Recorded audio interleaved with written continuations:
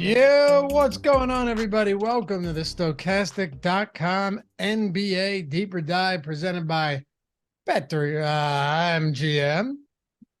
BetMGM. Happy to have you guys here as always. Little three-game action today. All of these games, all of these series can be decided today, so we know that. Do or die games for Boston, for Minnesota, for the Clippers, and you also now have three double-digit spreads.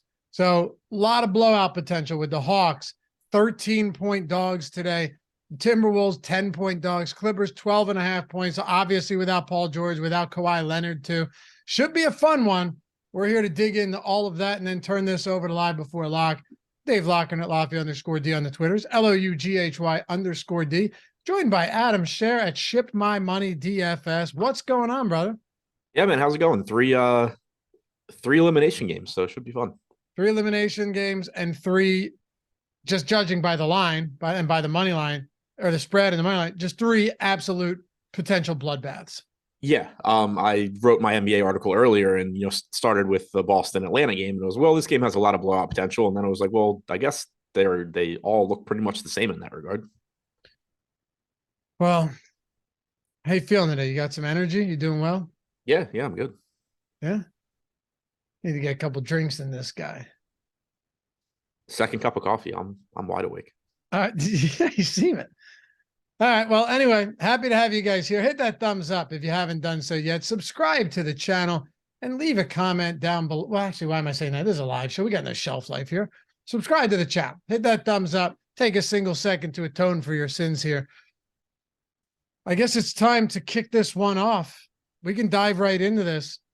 Just did the odd shop with Ben, and we had talked about, you and I were tweeting about it this morning, but I got to get your thoughts. We got to do a brief recap, okay, on yesterday, because it was a pretty 2-game slate, but it's the most fun I've had watching the playoffs since it started, for sure.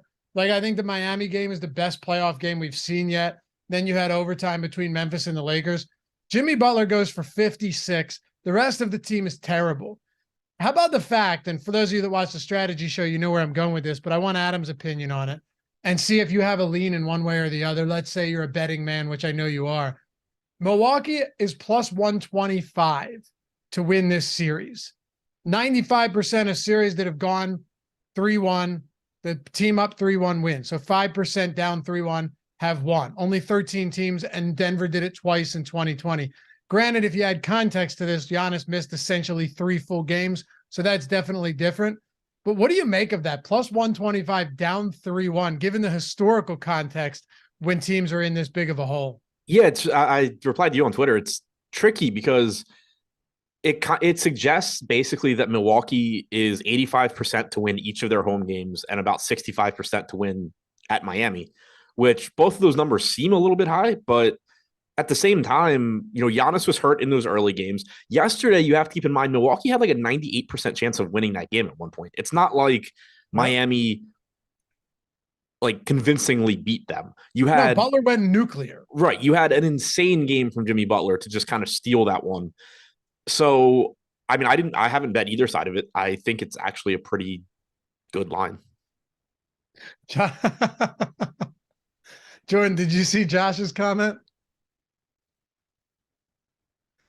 We had a colorful, very colorful. I'll ask you. This is something I actually cannot ask you on the show. I'd love to. After the strategy show today, we stuck around for 30 minutes debating one of the most egregious things in the world. I'll ask you after the show, and you can tell me if you think it's appropriate or not. But Milwaukee we already have the line for game 5. They have 86% implied win probability. Yeah, I checked that this morning because I figured it would be around there. Otherwise, one of the markets was clearly inefficient. But yeah, I mean, they're 85%. Like, you look at even trying to base it on some other games. The Celtics today are 87% implied. The Nuggets, a little bit lower. Suns about the same. So yeah, I mean, I think it's just it seems crazy because the historical win rate is so low, but you have to keep in mind when you talk about the historical win rate too, that typically it's the favored, it's the better team that's up 3-1. Of course. Yeah. And typically you don't have a star that gets injured through the first three Right. games. I get it. It's funny too. If you look at like, okay, Miami to win in 5 games, it's plus 450. Miami to win in 6 games, it's plus 180, which obviously makes sense because they go back to Miami, right? So that would make the most sense. Miami to win in 7. What do you think the odds are? Miami to win in 7. So it goes here, Miami. So it would be 4-3 that Miami wins, and it would be in Milwaukee. So right. So Miami has to lose at home. They have to lose on the road. They have to lose on the road, lose at home, and then win on the road. Correct. So it should be like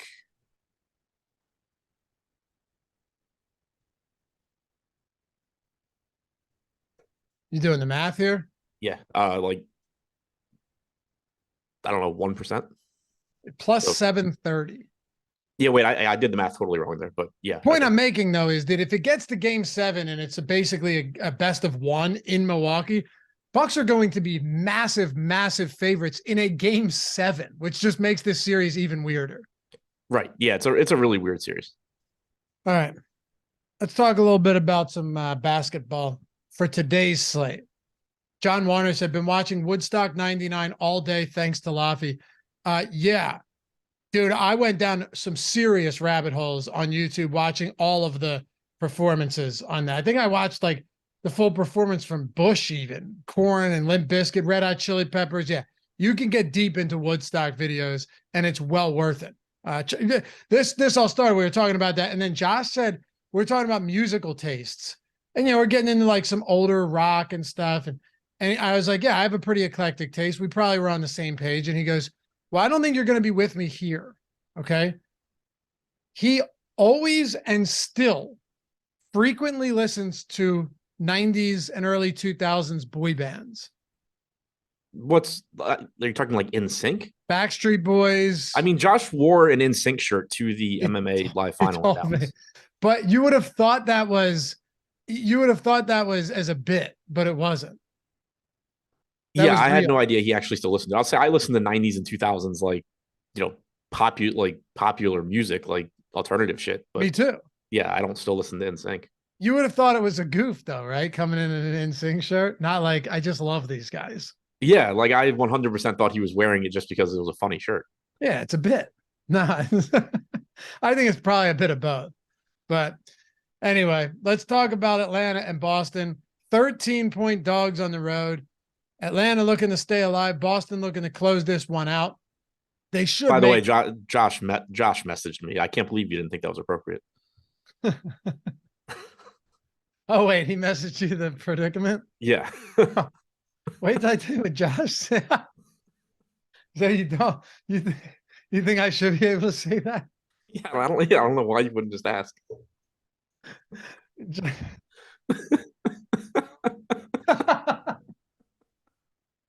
We're not doing this. Oh, I don't like doing inside joke shit here. Let's move past. I actually can't say it. I hate leaving the audience hanging on this stuff. But then if I said it, they'd all go, "Oh, okay, yeah, you should have left us in the dark on this." I don't want to do it. I don't like playing the inside joke shit. So let's just move on with this one. I think now you would agree though. All right, Boston looking to dispatch the Atlanta Hawks, send them packing here. We'll start with Atlanta. No DeJounte Murray. So that's where we could, let's just get into this because Trae Young with no DeJounte Murray is mid 8K price point today. And then you've got guys like Bogdanovich who are going to be popular as a result.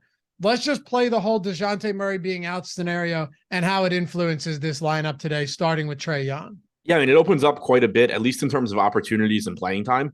Obviously you can also get into what I think is a little bit more difficult to quantify in that it's one less piece that Boston needs to focus on defensively. It allows them to pay more attention to Trae Young. But from at least, a ceiling standpoint, an opportunity standpoint, it opens up more for Trae Young. Should have the ball in his hands even more than he normally does. Probably plays a bit more as well. Played 40.5 minutes last game anyway, but we had seen games earlier in the series where he was playing 34, 35. I think it's much less likely you get anything like that with DeJounte Murray out. Like Young really needs to be out there for offensive reasons a ton, and still is only 8,600. Like this is a price tag where if DeJounte Murray were in, you would still be happy to get the Trae Young. But DeJounte Murray out, he's just going to project better because the minutes are going to be more stable. The opportunities are going to be greater. 1.47 DraftKings points per minute overall this year without Murray on the floor. 38% usage rate, 48% assist percentage. You compare that to with DeJounte Murray on the floor overall this year, 1.33 DraftKings points per minute for Young. When Murray is on the floor specifically, 1.24. Usage rate is 9 points lower. Assist percentage is 10 points lower. So it is good to see that his per minute production did drastically increase in the minutes without DeJounte Murray this year. You know, sometimes you'll see situations where like Desmond Bane, for example, very good player, but his opportunities go up, his usage rate goes up when John Morant's out, but his per minute production doesn't because you lose out in efficiency. Trae Young's at least shown that he can, you know, get it done without DeJounte Murray out there. Obviously, prior to this year, DeJounte Murray wasn't even on his team. So we know Young can get it done. The price tag's really cheap, so certainly happy to get there. Bogdanovich should play more minutes here. Don't know who's going to start in place of Murray, but there's a very good chance that it's Bogdanovich. He only played 19 minutes last game. We've seen him play, 30 plus in other games in this series, and his price tag hasn't really adjusted either. He's coming in at 4,800, so still really cheap. 54% ownership on DraftKings. I don't really have any problems with that, at his price tag. On FanDuel, he's 6,300, so only 14% owned there. Very different play. But on DraftKings, really inexpensive. Capella looks fine. I don't think he should be too impacted by DeJounte Murray, but you do see a little bit of an uptick in rebounding for him when Murray's out. It's important to keep in mind DeJounte Murray is a good rebounding guard. So it's a little bit of an uptick for Capella. It's easier for Saddiq Bey to play big minutes now. We've seen, him and Bogdanovich sort of go back and forth at times. Last game, neither one played a ton, but you've kind of seen some games where it's Bey. You've seen other games where it's Bogdanovich. Now with DeJounte Murray just vacating 40 minutes, it's very likely that both of them play a lot. Okongwu, 4,400, getting no ownership really. We've seen, like last game, Okongwu only played 18 minutes in that one, 8-point loss. They kept cutting into the lead, but eventually just Boston was too much from 23 minutes, 24 minutes, 19 minutes. It's really tough to say what his playing time looks like because Capella played 30 minutes. I don't know. Do you get a 24-24 split today? I'm leaning towards Capella getting, a similar role as last game, but it's hard to say. I mean, is there any way? How are you projecting him today? What are you doing? Like 28-20? Yeah, 28-20, 20. So yeah, somewhere in there. Okongwu's averaged 21 minutes per game for the series. Capella, I think it's around 28. You haven't gotten 48 full minutes all the time, but through the first 26 minutes for Capella, 21 for Okongwu. But with Murray being out, I do think it increases the chances that you get Capella in the closing lineup, just because like they still could go small, but it would mean both Bogdanovich and Bey being out there. So I think it makes it a little bit more likely that you get Capella out there. I think expecting like 28-20, something like that makes sense. Maybe you go like 27-20, give a minute to Collins at the 5, but that's what I'm expecting. And that the increased likelihood, I think, that Capella's in the closing lineup combined with Murray's rebounding being out, being a slight bump for Capella. 5K is a really good price tag for him. He's pulling 35% ownership on DraftKings, 40% chance of being optimal. That price tag's just fallen, a bit too far. Yeah, it's hard to get to much Okongwu when Capella's only $600 more with a higher minute ceiling. Right. And that's why you're seeing such little ownership come into Okongwu. And it makes him fine in your larger field tournaments where it's a 3-game slate. You're trying to find ways to be different. At least Okongwu gives you a ceiling. He's averaged, like I said, about 21 minutes per game in the series. He's also been pretty unproductive, only producing 0.73 DraftKings points per minute. But, if Capella gets in foul trouble, if Atlanta's second unit gets hot and like brings them back into the game and maybe they stay out there, there's at least paths to Okongwu getting more minutes at 8% owned, where 4,400 is a very reasonable price tag for Okongwu. On a lot of slates, he'd have more ownership. It's simply that Capella's price tag fell so far, you're just going to click Capella instead. But in tournaments, it does make some sense, I think, to take some shots on Okongwu. Race fan said, hammered, boys. Top 3 plays on DraftKings as a super chat. Thanks. Regardless of price. I mean, The optimal score, the top three optimal scores are Alexander Walker, Bogdanovich, and Aaron Gordon today. Do you see it differently if you were to pull your top three plays at any price? I don't see any of those guys in our Oh, never mind. I had the boom bust tool sorted just by Atlanta. That does it. That doesn't help. Yeah. Yeah. You should have seen Bogdanovich though. Yeah. Bogdanovich was up there, but then it was like Capella and Bay or something. Capella's actually fourth on the entire slate right now, an optimal score on the boom bust tool. Yeah, it kind of depends how he worded the question. Top three plays. It kind of depends like what you're looking for in terms of optimal percentage. Like you said, Alexander Walker, Bogdanovich, Gordon. In terms of actual projection, Jokic running away with everything, and then you have Tatum and Durant. From a boom percentage standpoint, it's Jokic, Young, Tatum. So kind of depends what you're looking for. Yeah. Wow, Aaron Gordon, 13.5 leverage. That's just head and shoulders above everybody else today. Yeah, that seems aggressive. It does. But you know what? What is he? He's 5,900. If he's out of foul trouble, he's going to play a lot of minutes. Yeah, no, I think he's a good play. It does seem aggressive compared to the field. Yeah, I have a hard time explaining like why he's 26% owned, but 40% optimal. Anybody else for Atlanta? Did we talk about Bay? Bay should play more. DeAndre Hunter, John Collins, two guys that have been really popular throughout the series now are actually relatively low owned. You can still get there. Hunter's ownership is projected to be exactly correct.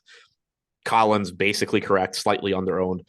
Jalen Johnson, 3,300. We have him projected for 14% ownership, 6% chance of being optimal. If he's going to be, close to 14% owned at 3,300, I'm not that interested, but he is likely to play more minutes. He played 6 minutes last game, but you have 40 minutes being left by DeJounte Murray.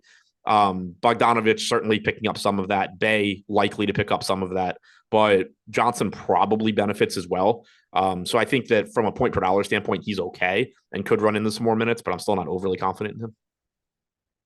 Let's get into this Boston team a little bit today. So Boston Celtics, not really all that popular compared to some of these other squads. Of course, you're going to get a lot of ownership going to the DeJounte Murray-less Hawks, but Jaylen Brown up there around 32%. It's just on DraftKings specifically. It's $8,100. You know that he's going to play significant minutes. It's a good matchup, obviously, going up against a clearly inferior defense. He played 42 minutes last game in that regulation win. So I'm not surprised to see that he's pulling a lot of ownership.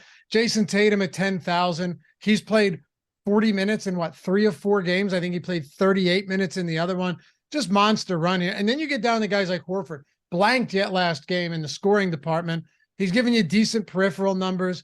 We'll get to Robert Williams as well, whose price tag sits at 5,300, and he's coming off of a game that in a way came out of the blue, 29 minutes, 13 and 15 with 4 stocks and 3 assists. So yeah, that was a blow up game for Robert Williams, who had been hibernating through the first 3 games of this series.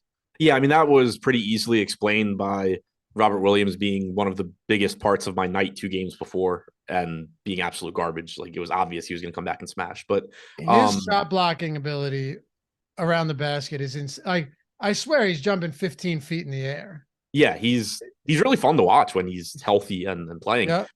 Not a surprise either, I guess, that his knees frequently don't hold up with his jumping. But if you had seen the South Park episode, which you haven't, where Kyle wants to become a basketball player.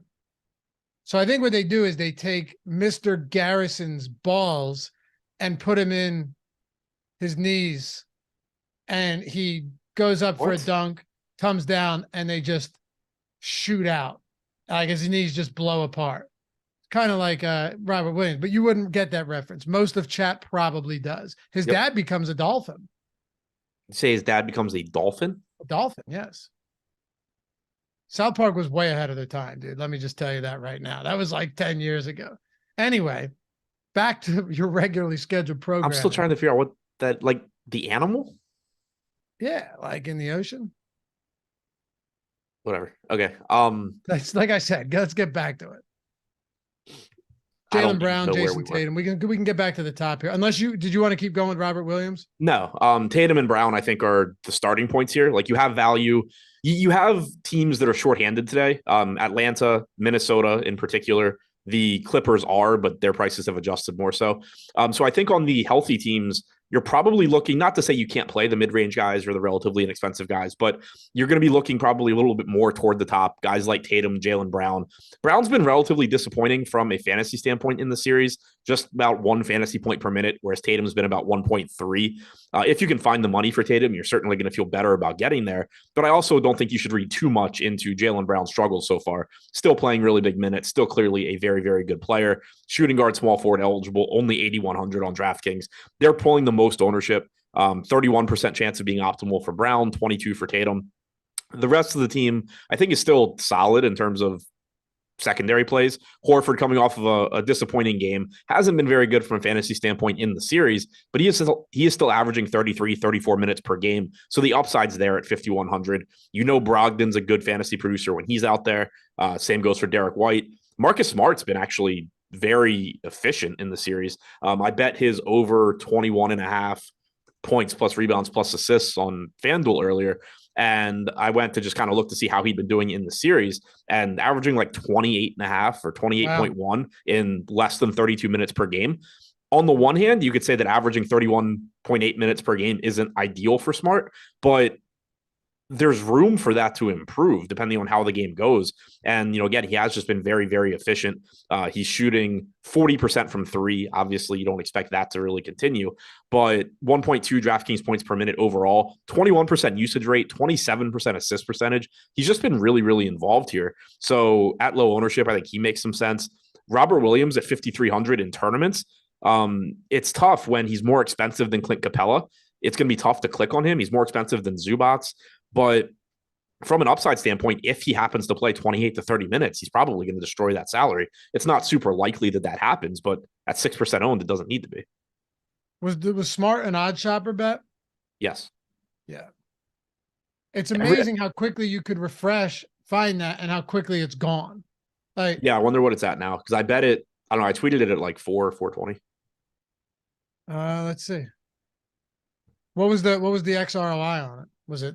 I think it was like 5%. On PRA? Yeah. And what'd you get it at? 21.5? 21.5, yeah. Minus 115. Minus 128. So it's moving in the direction you want for sure. Yeah. On FanDuel?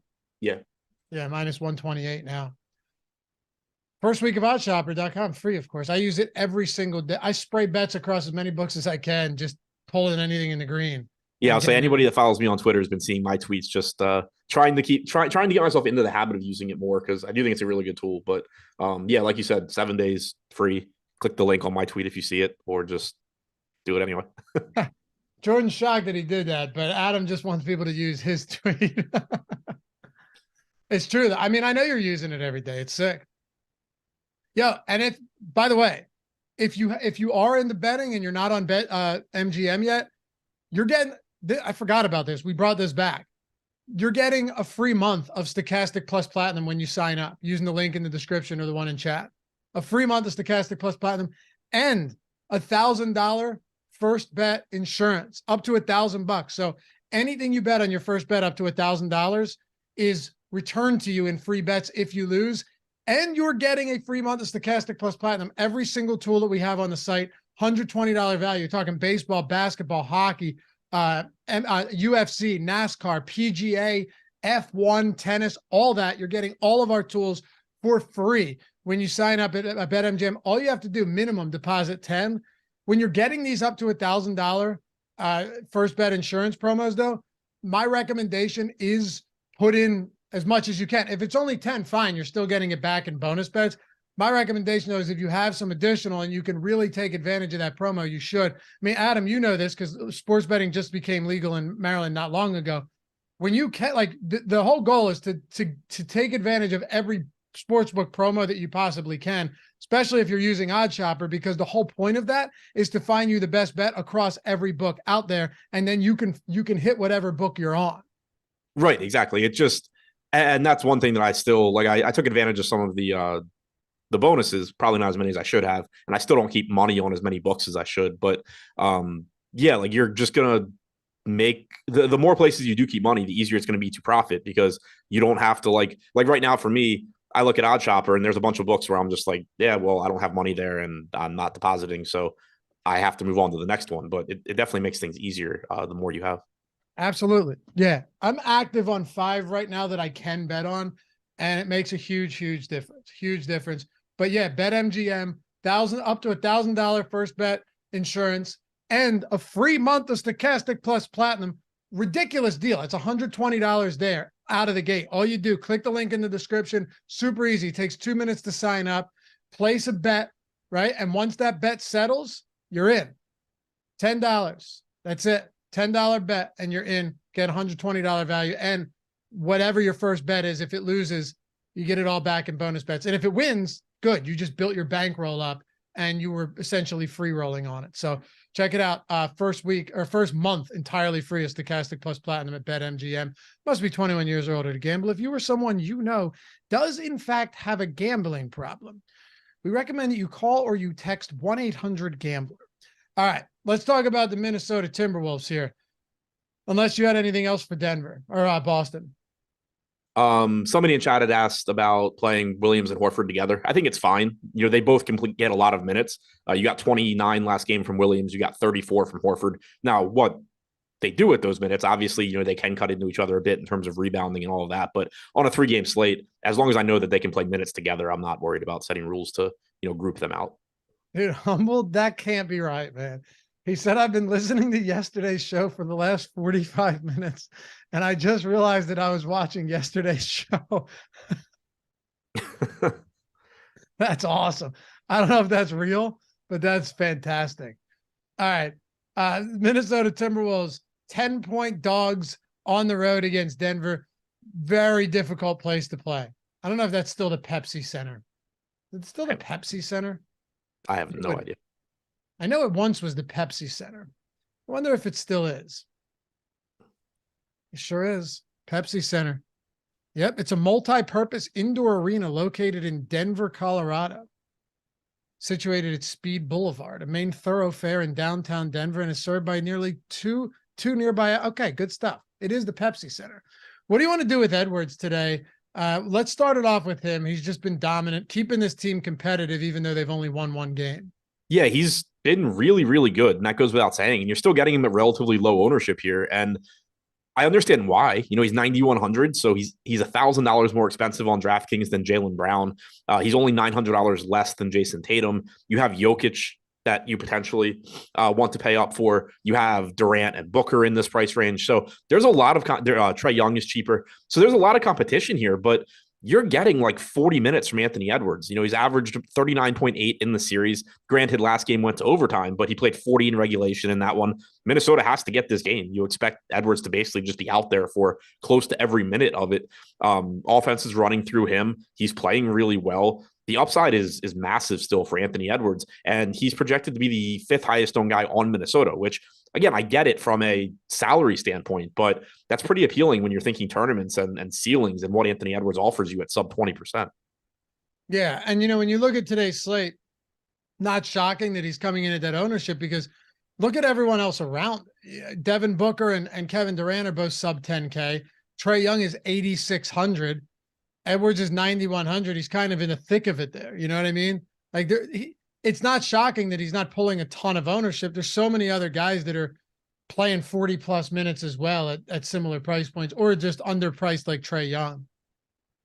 Yeah, there's a lot of competition. That's why he's low owned. Like, if you told me that Anthony Edwards is 40% owned, I'd be like, okay, that's insane. Play these other guys and hope he doesn't go for 50. But given that he is getting less ownership than most of these guys, it makes him the pretty interesting one. Yeah, no, I'm agreeing with you. I'm just saying it's a byproduct of just everybody else being in that same range. What about Karl Anthony Towns today? Guy has not exactly played up to par in this series by any stretch of the imagination, but he's not expensive. What's that? That's a nice way of putting it. How would you put it? Guys played like shit. Yeah. But very popular today. 42% ownership in the boom bust tool, 30% optimal. So not exactly in line with ownership there, but yeah, 42% ownership on a $7,800 power forward center eligible Karl Anthony Towns. Do you go back to the well today with Cat at this ownership, and how much? So I think that it's a really difficult spot, and ownership does influence me quite a bit here. It's a historically cheap price tag on Towns for what he's been, as a player for his career, but he's been bad in this series. He also hasn't been very good overall from a fantasy standpoint since returning from injury. So it's not just a matter of like, oh, he, has had a few tough games against Denver. He's played pretty poorly since he came back. He's been like a 1 fantasy point per minute guy overall in this series. He's also just shy of a fantasy point per minute. He's got about a 24.5% usage rate, 16.5% rebounding percentage. So opportunities are still there for him. But at the same time, you compare a 24.5% usage rate for him to nearly 32% for Anthony Edwards. And it's pretty clear who the focal point offensively is. And it's not Towns. So if he were low owned, or not even low, if he were, 25, 30% owned, I'd be more inclined to take more chances in tournaments at 7,800, but pulling 43% ownership, 30% chance of being optimal, does look like he's going a bit over-owned. I think that, not that you can't play him and Edwards together, because you can, but that's one spot where, not that they negatively correlate in the sense that if Edwards has a good game, Towns is losing minutes or anything. But if Edwards goes out there and just goes nuts and has a massive game and the offense runs through him once again, there is an increased likelihood that Towns is playing poorly or just not producing quite as much as 40% of the field would like. So that's sort of another reason I like Edwards in tournaments. It's not to say you can't play Towns, but does project to go a little bit over-owned. Kind of strikes me more as a cash play at this point than a great GPP play, just because of the ownership. In cash, it's like, yeah, he's a little underpriced for what he can do. In tournaments, though, it's, there's volatility here in that he's cheap for his overall talent level. But if if half the field is going to be saying, yeah, he's too cheap, you can also then just say, like, yeah, well, he's also been hurt. He missed, half the season or whatever. He's played poorly since coming back. What if his true talent level just isn't, 9K anymore? Yeah. Yeah. Right. Like, what do we eventually get to a point where this price point on Karl Anthony Towns would be overpriced on him? Right. I don't know. I mean, really don't. If Karl Anthony Towns played like this for the next year, you would be talking about him at like 7K. I was going to say 6,800, 7K. Right. Yeah, exactly. Speaking of 6,800, Rudy Gobert is sitting there, sub 7K. He is, in fact, 6,800. I mean, look, kind of interesting spot. Played 39 minutes last game. 34 of them came in regulation. So he hasn't played. He did play, 39 minutes in game 2, 1.02 DraftKings points per minute this postseason. Clear significant double-double upside. He's been a little bit more aggressive offensively too in some of these spots. What do you think about him at 6,800 today in a must-win game? So talking about his playing time too, 2 games ago, the game on the 21st, he played 32 minutes. What? I'm sorry. I was saying he fouled out, but go ahead. Well, yeah, so he played 32 minutes, but he picked up back-to-back fouls in a 3-minute stretch in the second quarter, sat the final 5 minutes of that quarter. So you got 32 minutes, then he fouled out, like you said. So he missed the final, minute and a half, but also missed 5 minutes in the second quarter. So he was pacing 38, 39 minutes there, played 34 in regulation last game, had the other game you were talking about where you said he played 39. So Adam, he also got in foul trouble last game to start the game. He had 2 fouls in the first 4 minutes. Yeah, so I mean that explains why he only played 34. Wait, last game? Oh yeah, but he never went to the bench. He played 5 minutes in his first rotate. Right? Oh no, I'm. You know what? I'm sorry. I was hovering over Towns there. My fault. Go ahead.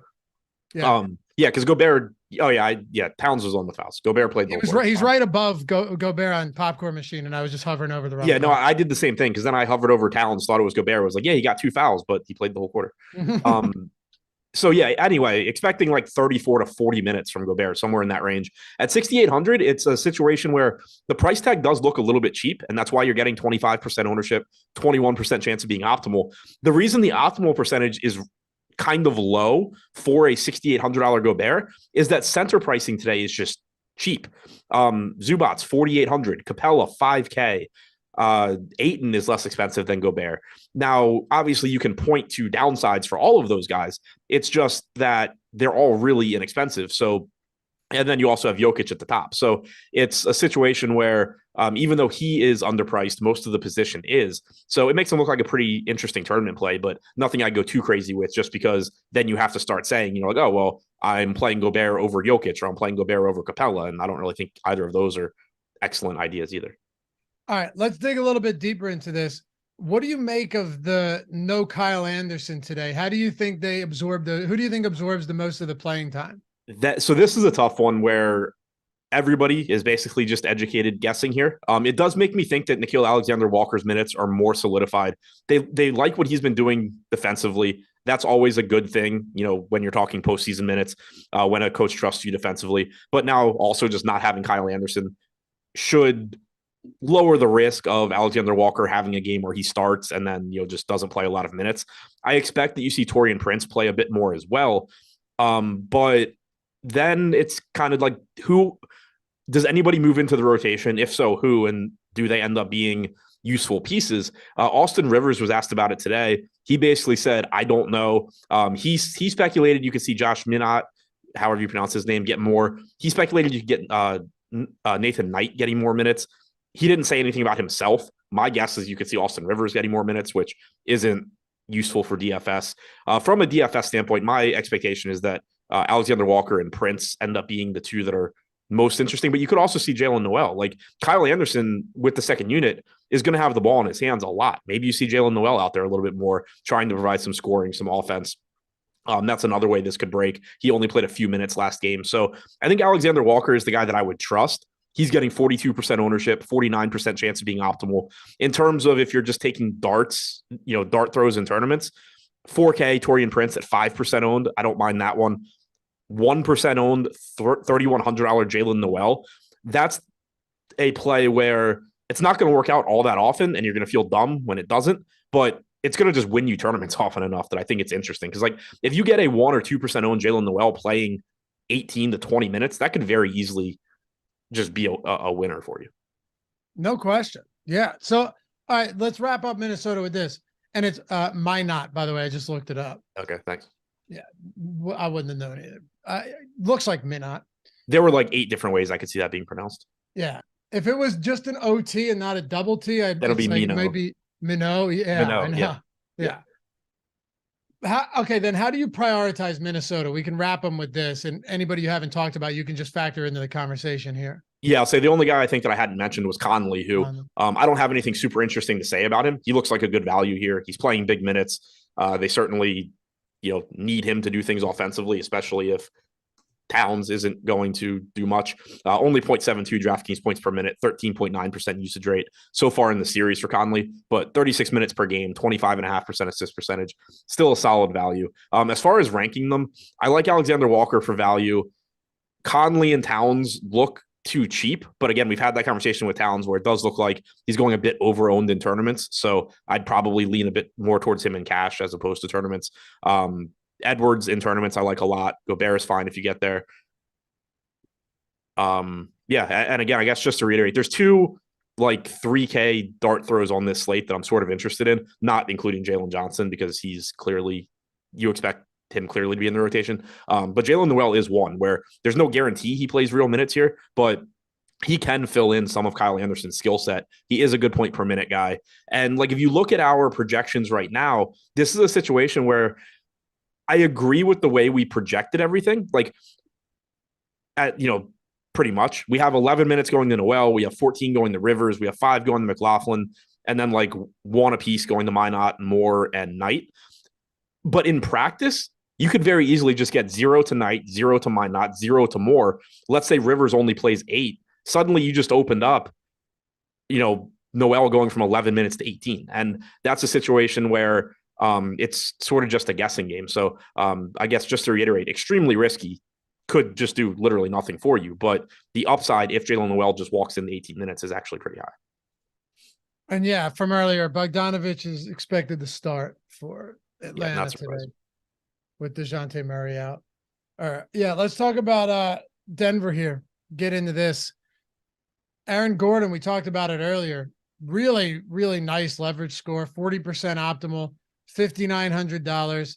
It does seem a little bit high, 40%, but he is going to get a lot of opportunity. He's sub 6K. He could pick up some easy buckets, just like lobs and around the basket, some offensive boards that he converts into points. Not a bad rebounder. I mean, I get it. He played 38 minutes in regulation last game too. Fouled out at the end, but foul trouble wasn't really an issue. But yeah, just the 38 minutes in regulation from Aaron Gordon was pretty significant if you can expect anything close to that today. Yeah, you expect big minutes as long as he avoids foul trouble. He's reasonably priced. 0.83 DraftKings points per minute in the series so far. We know that, that's typically what you're going to expect from Gordon is something in that 0.8 to 0.9 range, but he is certainly capable of going out there and having a bigger game. He has talent offensively. It's just that when you have a healthy Jokic, a healthy Murray, not to mention a healthy Porter, you typically don't need to rely on Aaron Gordon offensively, but the skill set is there. So, you can still get those random games where he goes off. I do think he's a little bit underpriced. I like the ceiling. Again, I'm a little surprised at the 40% chance of being optimal on DraftKings, 60% on FanDuel, more favorably priced on FanDuel. He's $100 less expensive. So he's getting 51% ownership there. I like Aaron Gordon. I don't want it to come off like I don't. I was just a little bit surprised at how under-owned he's projected to go. Yeah. It's not like he's been wildly productive, as you mentioned. You would like to get as many minutes as possible from Aaron Gordon. What about paying that premium for Jokic today? And not a premium from what it would have been in the regular season, but comparatively speaking, to the rest of the slate, Jokic is 10-8 and no one else is really close to him.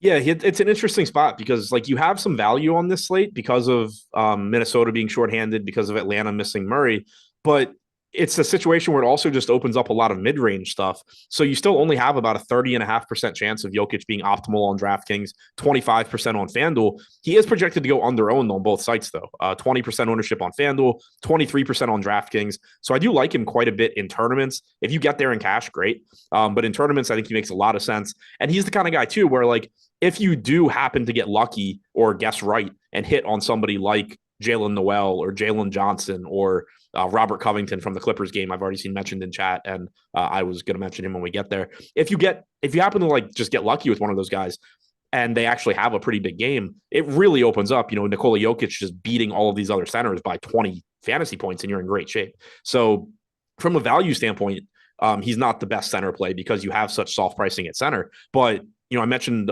when we got the super chat about the top plays on the slate, he's projected to be the highest scorer by 8 to 9 DraftKings points. So there's plenty of ways this slate can play out where Jokic just hits his projection and it becomes a matter of, you need Jokic. You just needed to get lucky with, whatever value plays get you there. Where else are you going here? I want to get on to this next game too. We got about 15 minutes before we turn it over to live before log. Jamal Murray, Bruce Brown, both of them around 20%. And then you're getting into the KCP, MPJ range. Then it just falls off a cliff after that. No one's really viable past there. Yeah, I think any of Murray, Porter, Brown, KCP on DraftKings just look like secondary options. You're happy to get there. You're not forcing them into lineups or anything. It's pretty much the same on draft or on FanDuel, except for KCP does look much better. He's only $4,300 there. You're expecting him to play, plenty of minutes. He played 35 in regulation last game. He played 29 the game before that. Not the best point per minute guy, but at 4,300 on FanDuel, just very clearly a good value. On DraftKings at 4,600, he's still solid value, just not the same level. Jeff Green at 3,600, pulling 3% ownership. He's averaging 23.5 minutes per game in the series, played about 18 last game. The problem is just that he's also averaging half of a fantasy point per minute because there's no real need for Jeff Green to do anything when he's on the floor with this team. Hey, we're 70 likes away from 300. We got almost 1,900 people hanging out with us on a Tuesday night. Shout out to you guys. If you forgot, like I said, I get it. All of us everything's polluted up here in the brain. Sometimes you just need a little nudge, a little reminder. Take a single second, hit that thumbs up. Much appreciated. Get us north of 300. You know how I know our brains are polluted? Obviously, we all know why mine is, Adam. But, and I would assume you're not around nieces and nephews. You don't have kids, so you're not around that too often. But there's anyone that has kids or is around nieces and nephews, and have you seen the match game? You turn all these cards over, right, Adam? And you turn all the cards over, and then you see where they're all at, and then you turn them all over. And then you flip one, and then you have to match it with the other one, right? And you have to memorize where they all are. You will not beat a 5-year-old or a 4-year-old in this game because their brains are completely untouched, completely unpolluted. There's no stress. There's no anxiety. So sometimes you just need a subtle reminder.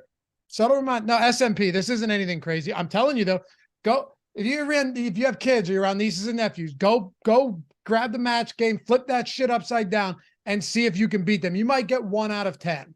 You might get 1 out of 10. No, you won't, Josh. I guarantee it. They'll crush you.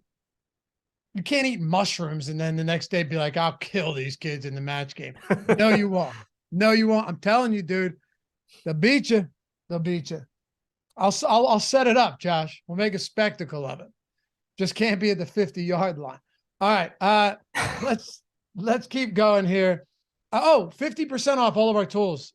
You hear us talking about the ownership, the boom bust tool, all of that good stuff. Yeah. 50% off. Steve Buzzer just won $350,000. I don't smoke at all. Whatever your name is.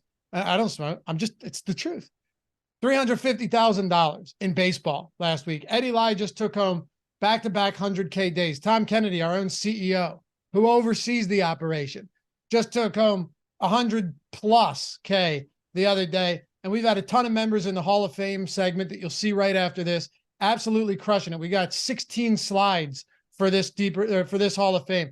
Dude's crushing the mini max, crushing the $20, $15 entries, no matter what it is. Rocking the tools, watching the shows. 50% off every sport, every tool that we have on the site.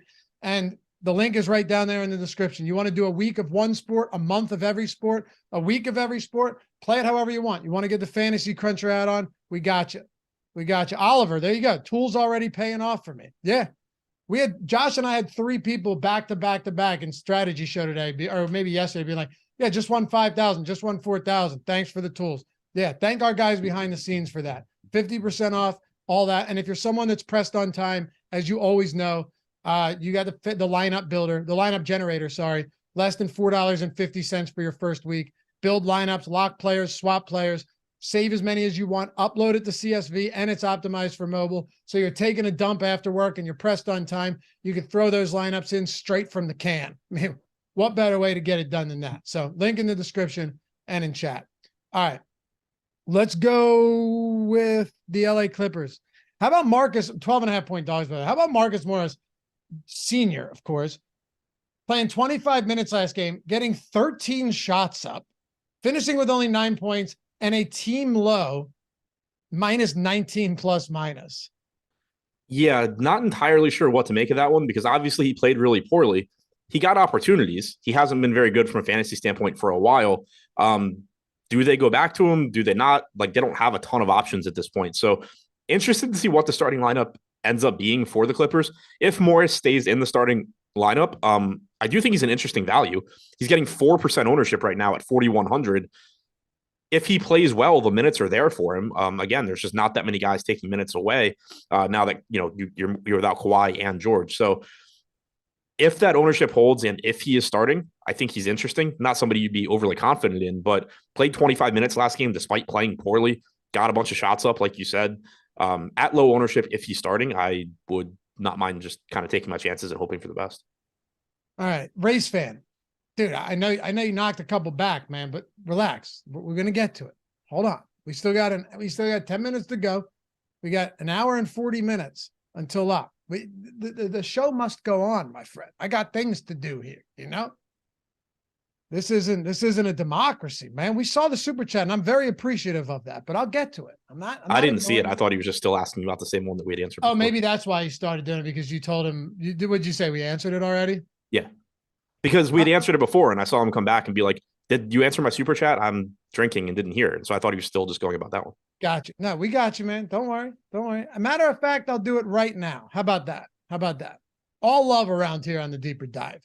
Race fan 22, 4,900 at guard spot on DraftKings. Best play. I'm assuming 4,900 or less. It's clearly Bogdanovich. Wait, I saw the one about 5,500.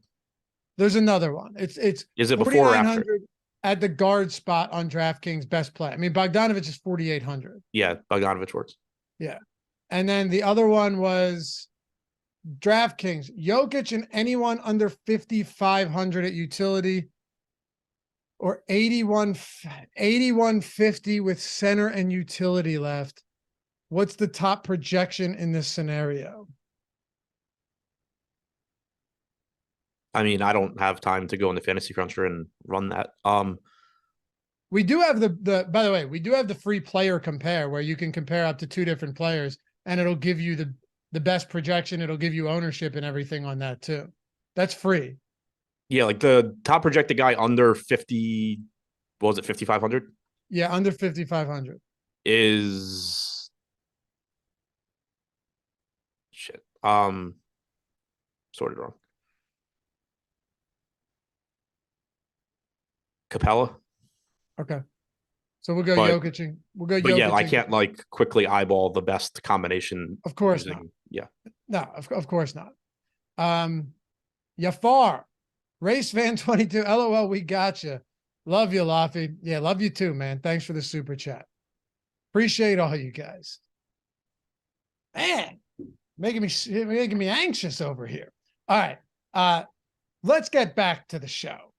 We've got the LA Clippers without Kawhi. Paul George, it's over for them. Such a shame to see what has become of this team that had real aspirations. Would have been a sick team to watch in the playoffs. Yeah, it really sucks. Like, I love this team in the postseason if they were healthy. Me too. Josh was saying he had them win in the West if they were fully healthy. Yeah, I don't think that's crazy even a little bit. No, I don't think so either. They got depth too. But anyway, it's just a tough team today. Are there any guys that really stand out to you? And 2, how many reservations do you have about this just being a weird rotation? And, like I brought up Marcus Morris because who knows, he might not start and play 25 minutes again today after how bad he was last game. Yeah, I think that there's a lot of volatility in the rotation here. You fully expect Norman Powell to play a lot. His price tag has come up. He's $500 cheaper on FanDuel than he is on DraftKings, so much better play there. On DraftKings, he still has a high ceiling. You're 2 games removed from like 56 DraftKings points, but you're paying a premium at this point. Same goes for Westbrook. He's going to play huge minutes, played 40 last game. They need him to play well. Obviously, whether or not that's going to happen is a huge question, but the opportunities are there. He's kind of like Anthony Edwards in that at 9,300, pulling 15% ownership, I understand why the ownership is where it is. It's very hard to click Russell Westbrook over like Devin Booker at the same price. Not to mention, more expensive than Brown, similar price point to Tatum, all those guys, Edwards himself. But you do have a massive, massive ceiling for Westbrook, especially on DraftKings, where you're not fully penalized for turnovers. You do get the double-double, triple-double bonus. So he is projected to go a little bit under-owned there. You have a cheap Zubats, who is a pretty interesting pivot to somebody like Clint Capella. I prefer getting to Capella if you're just talking projection, but you're getting like half the ownership coming into Zubats at the same price tag. One guy that I think is really interesting in large field tournaments, and I mentioned him a minute ago, Chats mentioned him, is this the Robert Covington game? Like, the Clippers have been sort of just rotating through all of their potential wing answers with Kawhi out and with George out, and nothing has really clicked yet. They went Morris last game. He played like shit. Nick Batum only played 6 minutes off the bench. Certainly gave the impression that they're kind of over it with him. Robert Covington played his first minutes of the series in the second half, played about 8 minutes. He was +3 or -6 rather in the game, which, isn't crazy. Everybody pretty much was negative there. But, is this a game where maybe they just give Robert Covington more of a look? He can defend. He can knock down threes. He's minimum salary. I have no confidence at all in his playing time, but we've already seen this sort of volatility play out. If you remember towards the end of the regular season, we had George and Kawhi out. I remember it distinctly because I got burned twice guessing like in the opposite directions. I thought initially that Bones Highland was going to be the guy that stepped in, and they went like straight to Robert Covington, if I remember correctly. And then the next game, me and everyone else played Covington, and they went back to Bones Highland, and Highland started getting those minutes. And basically Highland has gotten the minutes since. But what if they give some of those Marcus Morris minutes to Covington tonight? What if they give some of the Highland minutes to Covington tonight? There's just a lot of uncertainty here, which makes me think that if you are playing these, top heavy 100K, 50K to first tournaments, whatever it may be, it's not the craziest idea to just hope that you get a Robert Covington game at no ownership. Yeah, for sure. Jay Stamp said, dang, I need a free membership for a while. There's a million ways. Dude, like I said, dude, BetMGM if it's available to you.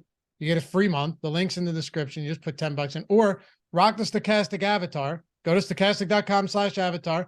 Play it wherever. Follow the rules there. It's easy. You know what I mean? Some people don't understand that. Not you, Jay. Rock that wherever you play. If you finish top 3 in a field of 5,000 or more, you're getting a free month too, and you're getting inducted into the Hall of Fame. So a lot of ways to do it. We have a ton of different ways on all these different shows. course, not like Prize Picks. Prize Picks, you get free month if you sign up at Prize Picks. So even if you're in a legal or non-legal betting state and you're not on either of those, you're literally locking in a free month of everything we have. We do it because we expect you to win. All right, wrap up the Clippers since we're up against it here, and then we'll talk about Phoenix. I don't think Phoenix is going to be that tough to break down. It's pretty self-explanatory today. Yeah, Phoenix is easy. So I guess basically to wrap up the Clippers, the guys that you're going to feel comfortable with, relatively comfortable with, at least with their playing time, Westbrook, Powell, Zubats, those guys are all just solid secondary plays. There's other plays that are going to look better in their price range or at their position, but they are perfectly fine to save some ownership in tournaments. The spot to me in large field tournaments that is just the most interesting is we have 3% ownership coming into Terrence Mann, 3% to Eric Gordon, 4% to Morris, 1% to Covington, none to Batum.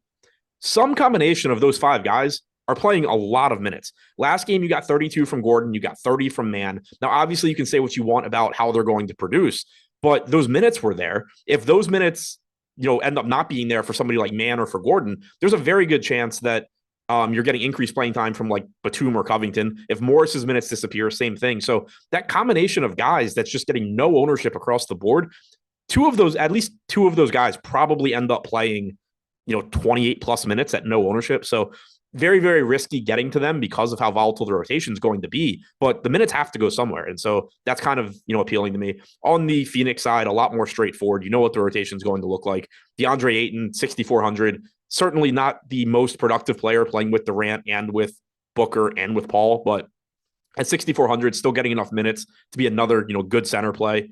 Kevin Durant, Devin Booker, both very, very high ceilings. I like anytime you're getting Devin Booker 10% owned on a 3-game slate, just gives you a massive ceiling, 15% ownership coming into Durant. Paul's pulling 22% ownership. No problems with that. Just very reasonably priced at 7,300. And then the only 2 guys that I think are really interesting at all are Torrey Craig and Josh Okogie. We got about 24 to 25 minutes from both guys last game. Craig's been playing throughout the series, 4,500, low floor, but 5% owned certainly has, a decent ceiling for that price tag. But Okogie hasn't been playing much until last game. He's only 3,700. If you replicate those minutes, he's going to look like a pretty good low-owned value. Cameron Payne is probable. He's been out. I assume that's just taking minutes away from some combination of Damian Lee and Landry Shamet, so I don't think it really matters too much there. But one of Craig or Okogie certainly has a path to having a good game. Yeah, Shamet's falling out of favor. Landry Shamet's falling out of favor very quickly. Yeah, we saw Damian Lee get the minutes last game. I expect it'll just be Payne in this one. Right. So you don't see Booker, or more so, you don't see Chris Paul losing any real time for this, right? I mean, that would be that'd be insane. Yeah, I wouldn't expect them to. You have Payne finally coming back from injury. You are double-digit favorites at home against the shorthanded Clippers team. Yeah. Like, you probably can just play campaign as the backup and get him some conditioning and move on to the next series. Guitar Z-Man, shout out to you, man. Gifted 10 stochastic memberships here on the YouTube channel. Thanks, dude. And make sure to say thanks if you got one. Had a banana, gifted 5 as well. Thank you. Say thank you to these fine people in the event that you were gifted one of those. And then somebody said that can you ask the Colts not to play tonight? Yeah, Buzzard was on a roll. Every Wednesday he's in the premium Discord though, answering questions. Like he sits in there for a while and answers any question that anybody has to help you fine tune your game. So if you are a member and you didn't know about that, his office hours is every Wednesday at noon. If you're checking out the 50% off free month or week or whatever, and you're getting the Discord, which you do, he's in there. So if you want to pick his brain, no better time to do so. Appreciate you guys though. You're the best. Got north of 300 likes today. We got over 2,000 people in the room. I mean, 300 likes. I might have shortchanged this here. That's all right though. That's all right. We had a good show, fun show. We'll be back with you tomorrow. Strategy show, deeper dive, live before lock coming up next. Is it Josh and Neil? Josh and Neil. All right. Josh and Neil taking you up to lock, live before lock. Stick around. Hall of Fame coming up next. Check out some of these banger screenshots that flowed in over the last week. Maybe you'll be next. You never know. See you back here soon. Peace.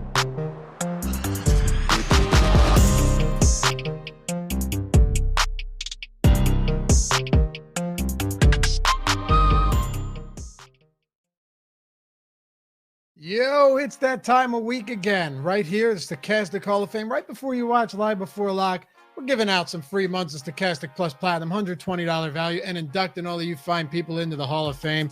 And we got some bangers for today, a laundry list of screenshots. We're going to go through all of them, do the bragging for you. And like I said, give out some free subscriptions to Awesemo Plus Platinum. All you got to do to get yourself involved here, get up on the board, get that month, download the Stochastic profile picture at stochastic.com/avatar and tweet your wins at Stochastic HOF.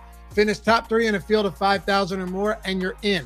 Got the free month. You're inducted into the Hall of Fame. Let's get to it. Big dogs coming up in a huge way last week. Our own Eddie Lai. Barnes with the last-second rebound for the win. $100,000 win from Eddie in a little NBA playoff action. And Tom Kennedy. Been playing around with some tools we have in beta. Next season's going to be fun. Check out Stochastic HOF to see what an insane hot streak we've been on recently.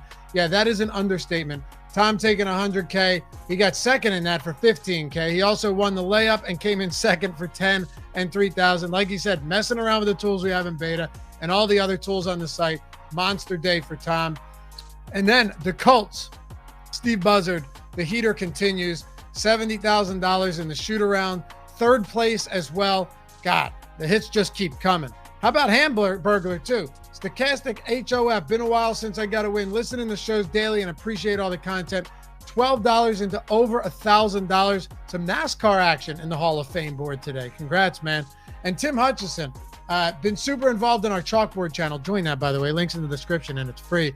Been crushing on the parlays from the Bet Pro tool. Wanted to get Tim in here. Not getting the free month, but this definitely a prideful moment. The heater continues. Pulled 8 props from the top of the Bet Pro. Went 7 for 8. And yes, I ran singles and all the 4, 5, 6, 7 pick round robin bets. Yeah, just some massive wins here from Tim. Congrats, man. Keep that going. I know you had a huge weekend in chalkboard. Ryan Golub finished second out of 55,000 in the 25-cent contest last night. Great tools led to a nice bankroll booster for a small stakes player like me. Hell yeah, dude. Second out of 55K, $250. And then Jeff Wilk. Thanks for the content. I'm sure Ben Rasa is jealous that I took this down with his boy Grillo.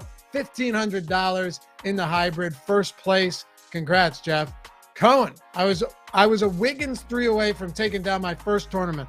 Shout out to Live Before Lock crew. Always dropping knowledge. $400. Third place in the 15K end one. Congrats, man. How about Stuart Norris?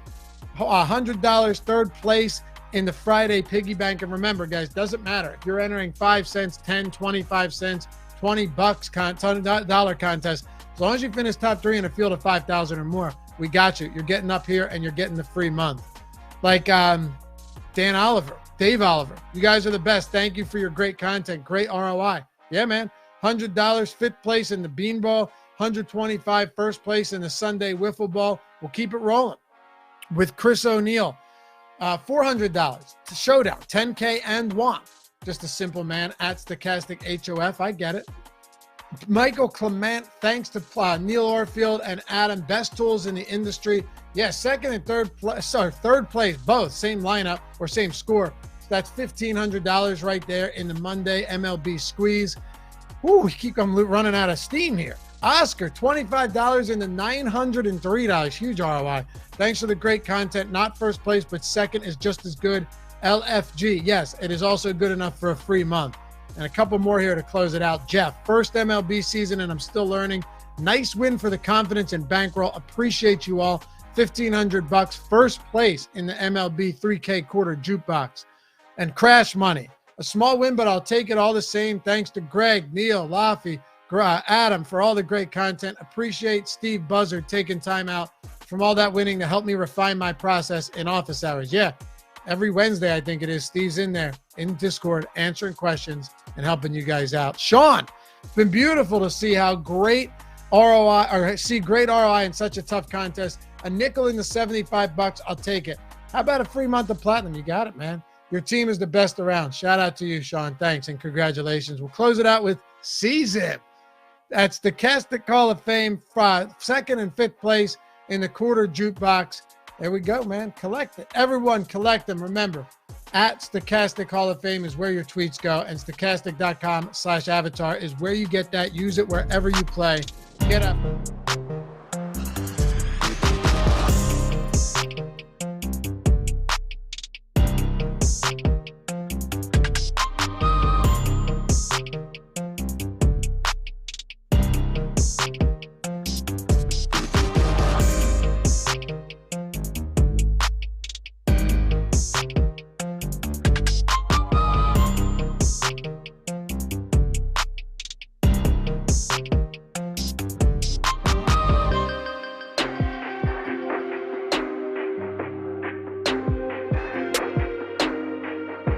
Welcome to Stochastics NBA Live Before Lock. I'm your host, Neil Orfield. You can find me on Twitter at PlayerQDFS. I'm here with Josh Engleman. We haven't done a show together in a while. You can find him on Twitter at Josh Engleman.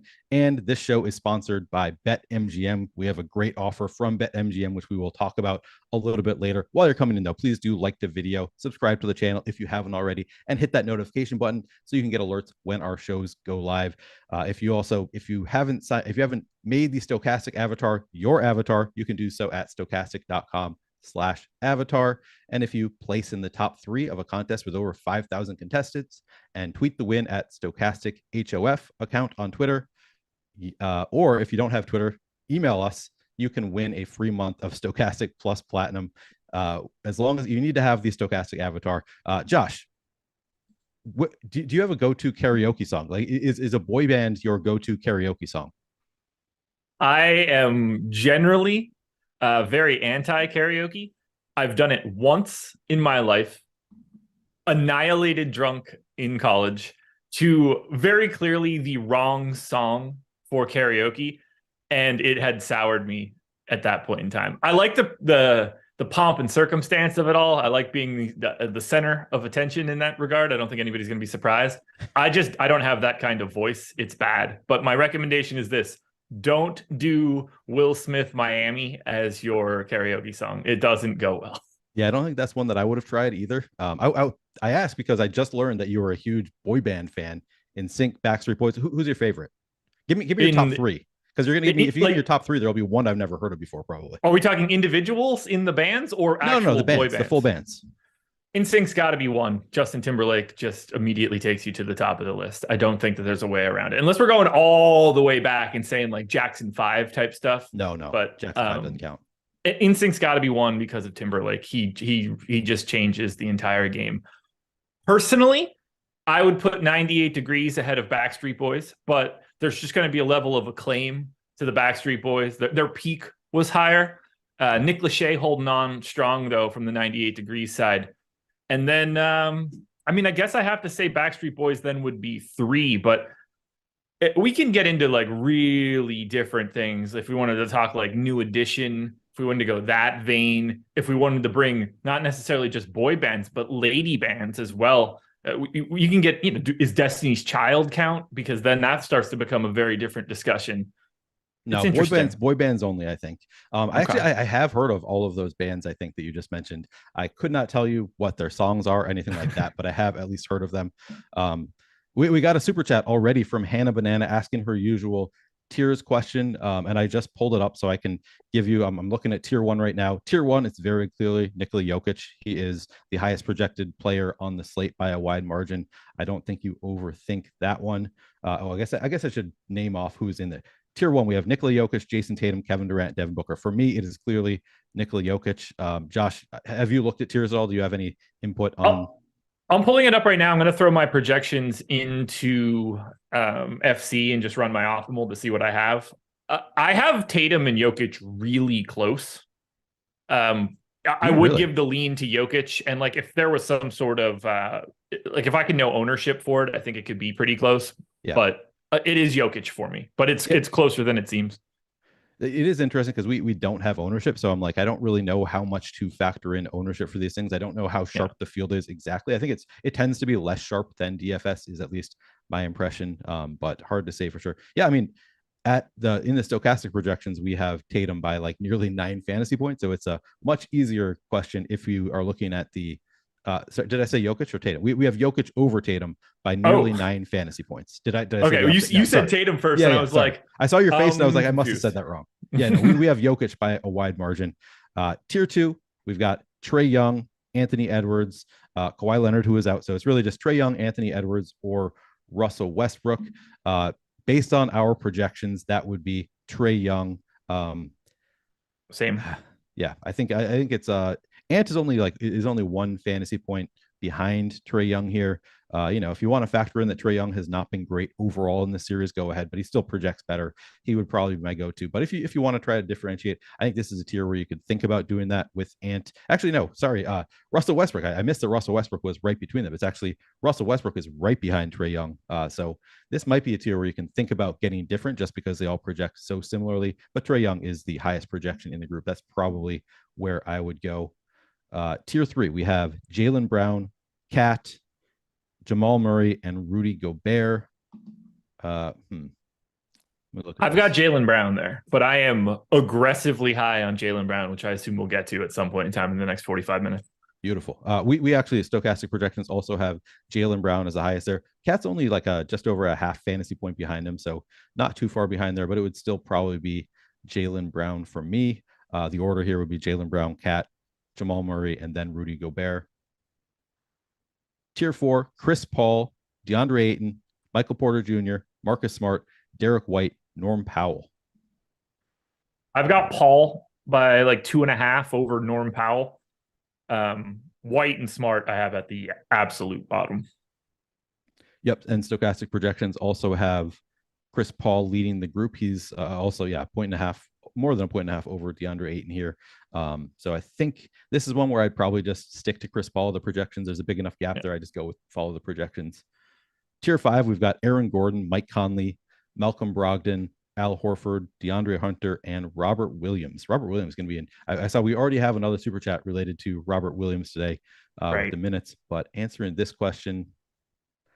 I got Aaron Gordon here by about 2 fantasy points over top of Mike Conley. Yep. Yeah, I'm trying to see who the next here. Yeah, I think it's Aaron Gordon in the stochastic projections as well. We've got him around 33 fantasy points. Mike Conley down just under 31. So yeah, a little bit of a gap there. I'd just stick to Aaron Gordon in tier 5. And then finally, tier 6, we have Clint Capella, Ivica Zubats, Bogdan Bogdanovic, Bruce Brown, KCP, Eric Gordon, Torrey Craig, and Terrence Mann. We got Bogdanovic starting today. What do you think of this one? I have Capella by a little bit over top of Bogdanovic. Your mileage could vary there. This is not unsurprisingly, this tier is the most difficult tier to really get to. More names, more like type guys. I have Zubats third, but I have a slight lean for Capella over Bogdanovic. I don't have a great feel for that one either direction because there's just no way to know how many minutes Bogdanovic is going to play. Like if he's not playing great to start and Sadiq Bey hits 2 threes, like Bogdanovic can just pretty quickly get to 28 minutes instead of 32, 34 or something like that. Either one of those guys I'd be fine with. Yeah. Clint Capella seems like the clear right answer here. Projects for 2 fantasy points better in the stochastic projection. So just based on projection, it would be Capella if you want to then factor in like ownership or there's clearly some volatility in Bogdanovic. If he gets hot, he might be super low owned too. So maybe would consider Bogdanovic as well. But I think that, I think the right answer here is just Clint Capella is where I'd go for tier 6. So that's the tiers question. We also got a question about what are we expecting from Robert Williams in terms of minutes. Let's see. What was the question exactly? We got Shakari Mafood asked, do you think Robert Williams will play high minutes today? Man, that's a tough question, to be honest. I'd say probably he played pretty well in the last one. What do you think here, Josh? It's one of those situations where I do think that they're going to start to try to stretch him out a little bit more and get him like the equivalent of like an extra minute a day in theory. And I'm sure they want to be done with it all. So like if he's playing well, I assume they would like to just get rid of Atlanta and get a little bit of additional rest. That said, there's such a gigantic talent disparity between Boston and Atlanta that like he doesn't have to play all that much because there's just too many other options. Like if Al Horford's playing well, great. We're just going to move forward there. And then Robert Williams plays 23 minutes and none of it matters. I gave him 25 minutes. I think the site's at 24 right now, something in that range with the upside of getting to, any Al Horford foul trouble, you're pretty quickly getting probably 27, 28 out of Robert Williams and then seeing maybe a little bit of Grant Williams. I like the ceiling for him. I think they want him to be out there a little bit more. Yeah. John P says Robert Williams never plays high minutes. He played 29 minutes last game. So when I say high minutes, I don't mean like 36 or 40 or anything like that. High minutes, when we're talking about Robert Williams, to me is upper 20s. That's what I mean when I say yes. I could see him playing upper 20s in minutes, and that would be by Robert Williams standards. Given that he's a PPR monster, he would be a great, I said PPR, fantasy point per minute is what I meant. Fantasy point per minute monster. Robert Williams, would look great if he does get up to, 27, 28, 29 minutes. So I'd say they won the last game when he played 29 minutes. As you say, they might be, I kind of thought they were stretching out his minutes in the regular season. Like they started playing him more minutes towards the end of the regular season. I thought coming into the playoffs, I was like, this is going to be something other people don't see. And then I was pretty disappointed early on playing 22, 23, 19 minutes the first 3 games, finally 29 in this one. So I think I like him as a play. We've got him at pretty low ownership at 5,300 at 6.8%. I'm a huge fan for today. Yeah, I love getting to him. 50. There's such a huge ceiling there, given that current ownership. Like if he's really 7%, I have 15 right now. The perfect guy to like 2x and get in a larger field GPP, where you're getting this lower owned guy who has nothing stopping him from playing that 28 or 29 minutes again. He's a fantastic per minute guy. Usually when things are going well, they go even better for him. Like his defensive stat upside is as high as anybody's in the league. It's Jaren Jackson-esque. Like he can do a ton defensively. Atlanta's defense isn't all that much to write home about. The pick and roll game, the lob game, the offensive rebounding game. It's very easy for Robert Williams to pay off a $5,300. Like no one's shocked if Robert Williams scores north of 30 fantasy points today. Right. Yeah, exactly. So with that in mind, do you think, I feel like he's one of the harder players to project ownership for, just because he was so good last game. It's harder to like factor when you're just looking at like the numbers, and you're looking across the field. I think that there's a chance that he gets, north of 10% ownership. What would you put? Like if I put the over under at 10.5%, what would you take there? That would be a no bet for me. That sounds like sort of spot on. 7 feels a little low for this, but there are center position in general today is sort of priced down a bit. Plus you have the all the way up to the top option in Nikola Jokic. I think something around 10% makes perfect sense here. That's just, people are going to want to click the name, but at the same time, they're also going to look at his game logs and see 21 minutes and 22 minutes and 19 minutes and sort of just be like, well, maybe 29 was an aberration. I think about 10. I think you said a good line. Yeah. You're a good sports book.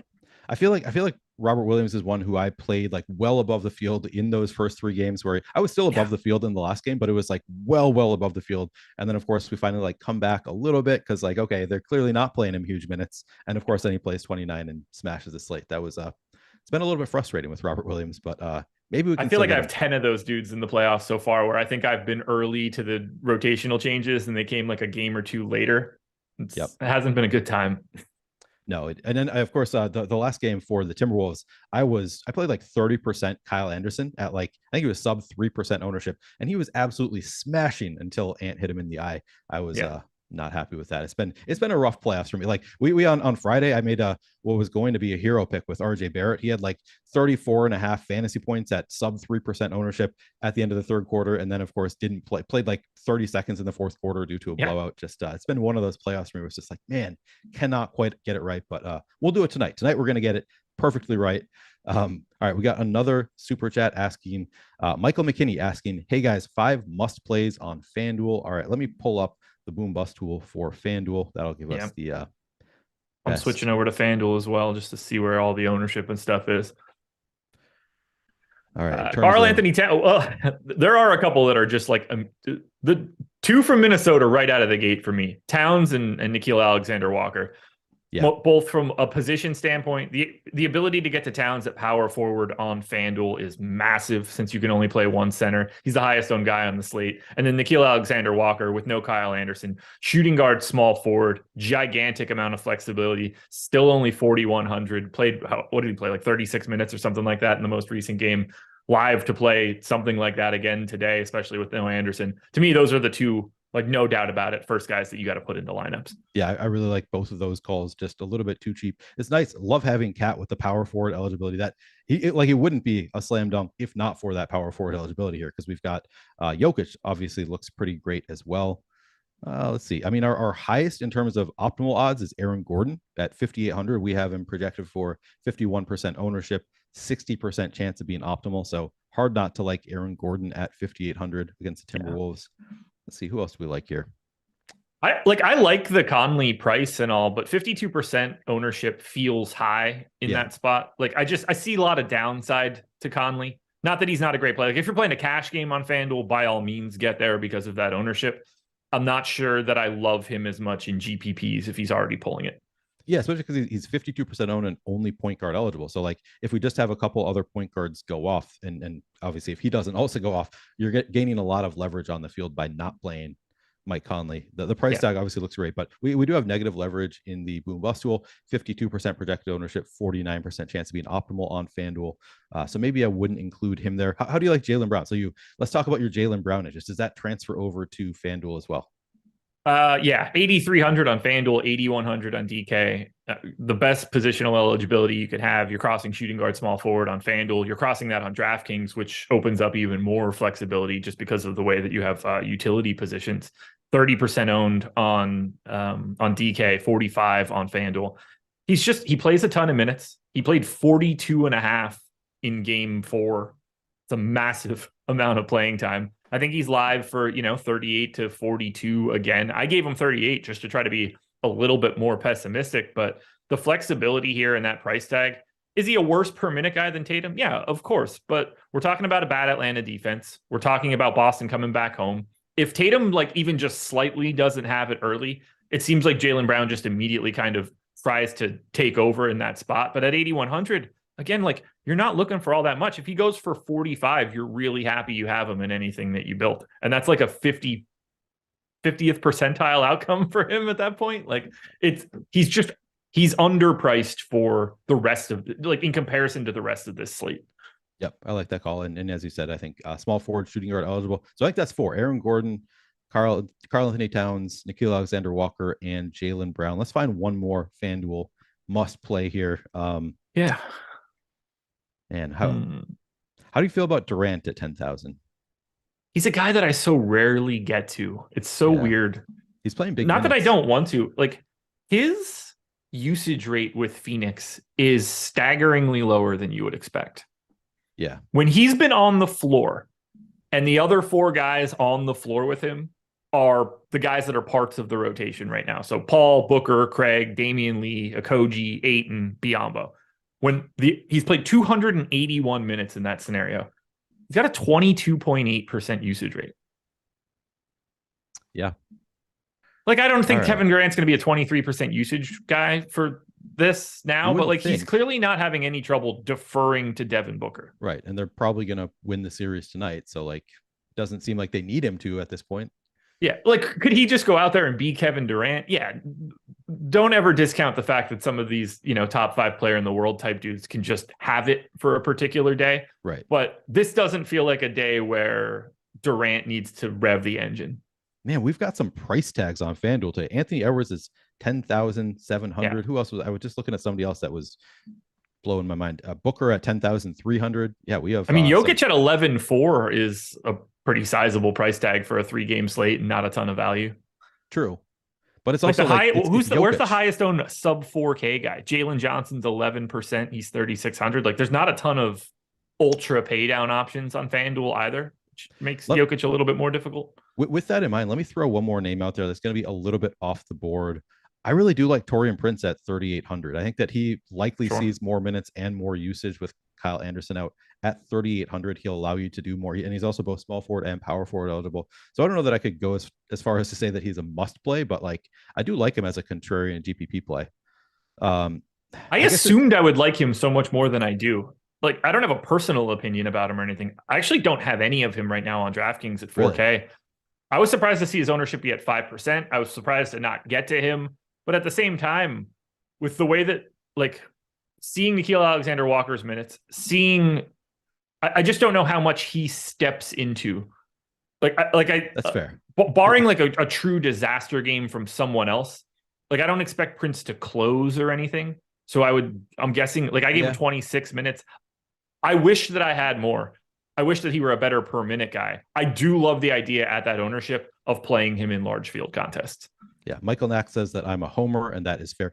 Ryan Houston, Taurean Prince is who we're talking about. I am a homer. I like Taurean Prince, but I also think I love these situations where a player is out and we all have to like, it's guesswork really. Like what the Timberwolves are going to do, how many minutes some of these players are going to play. Is going to be Jalen Noel picking up more minutes? Is it going to be Taurean Prince? If I had to guess, it's Taurean Prince picks up a few more minutes and also has a little bit more usage without Kyle Anderson out there. So I kind of like him there. But I would not put him in that category of must play here. Yeah, I think looking at the ownership like this is interesting because we know why Nickeil Alexander-Walker is getting massive ownership, but 42-5, it doesn't take a major issue for Prince to just be a slightly better play than that, given the positionality, given the price tag, given that ownership disparity. I think it's kind of like when you look at those two guys sort of as a combo where if you're not getting as many Nickeil Alexander-Walker minutes, you're probably getting an extra minute or two out of Prince in this scenario just because of replacing Kyle Anderson. That ownership disparity, while it makes sense to me, is probably a bit too aggressive. Yep. I think that I agree with that. All right. We need to find one more, and I'm really struggling to find anybody else that I would call a must play on FanDuel. I'll say that I'll throw this out there. There's positive leverage on a 9,700 Russell Westbrook. We have him at 25% ownership. Wait, sorry. Am I reading this right? 23% ownership with a 26% chance to be an optimal. The price tag's a little bit high.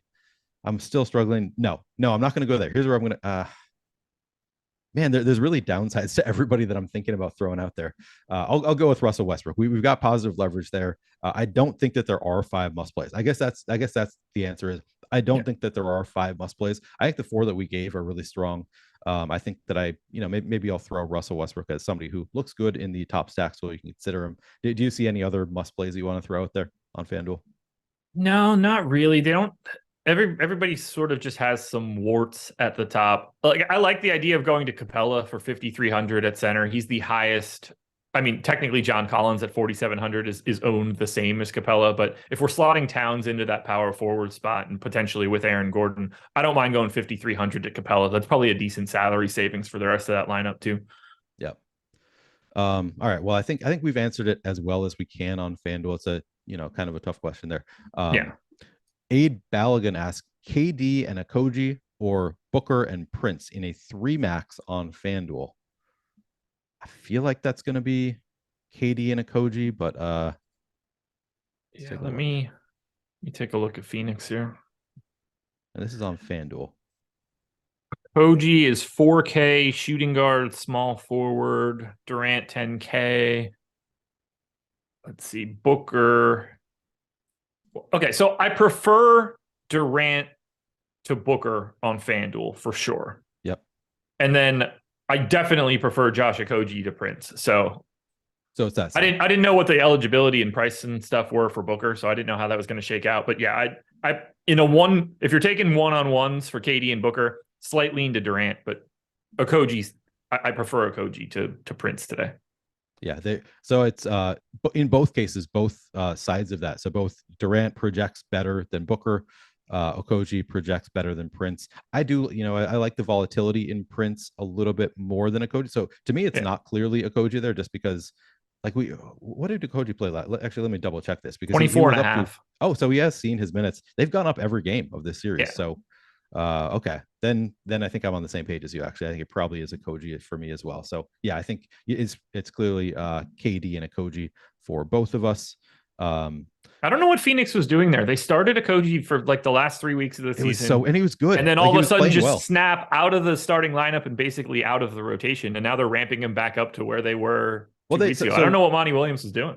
Monty Williams said that he liked Torrey Craig better on Kawhi Leonard. So that was like the reason that he gave Torrey Craig and somebody else that played more minutes as well. But then like when Kawhi was out, they like barely played Okogie more. I don't know. It's I don't know. I don't know why he decided to do that, but yeah, weird situation there.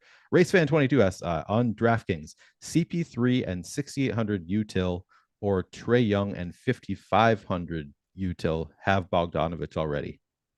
Okay. Right, 6,800 utility would be Gobert, or, if you want to drop to $6,400 Ayton, I think you can make a case that those guys look pretty comparable. Sure. 5,500. 5,500 is either like Time Lord or DeAndre Hunter, Robert Williams, Capella, if you want to go down to 5K.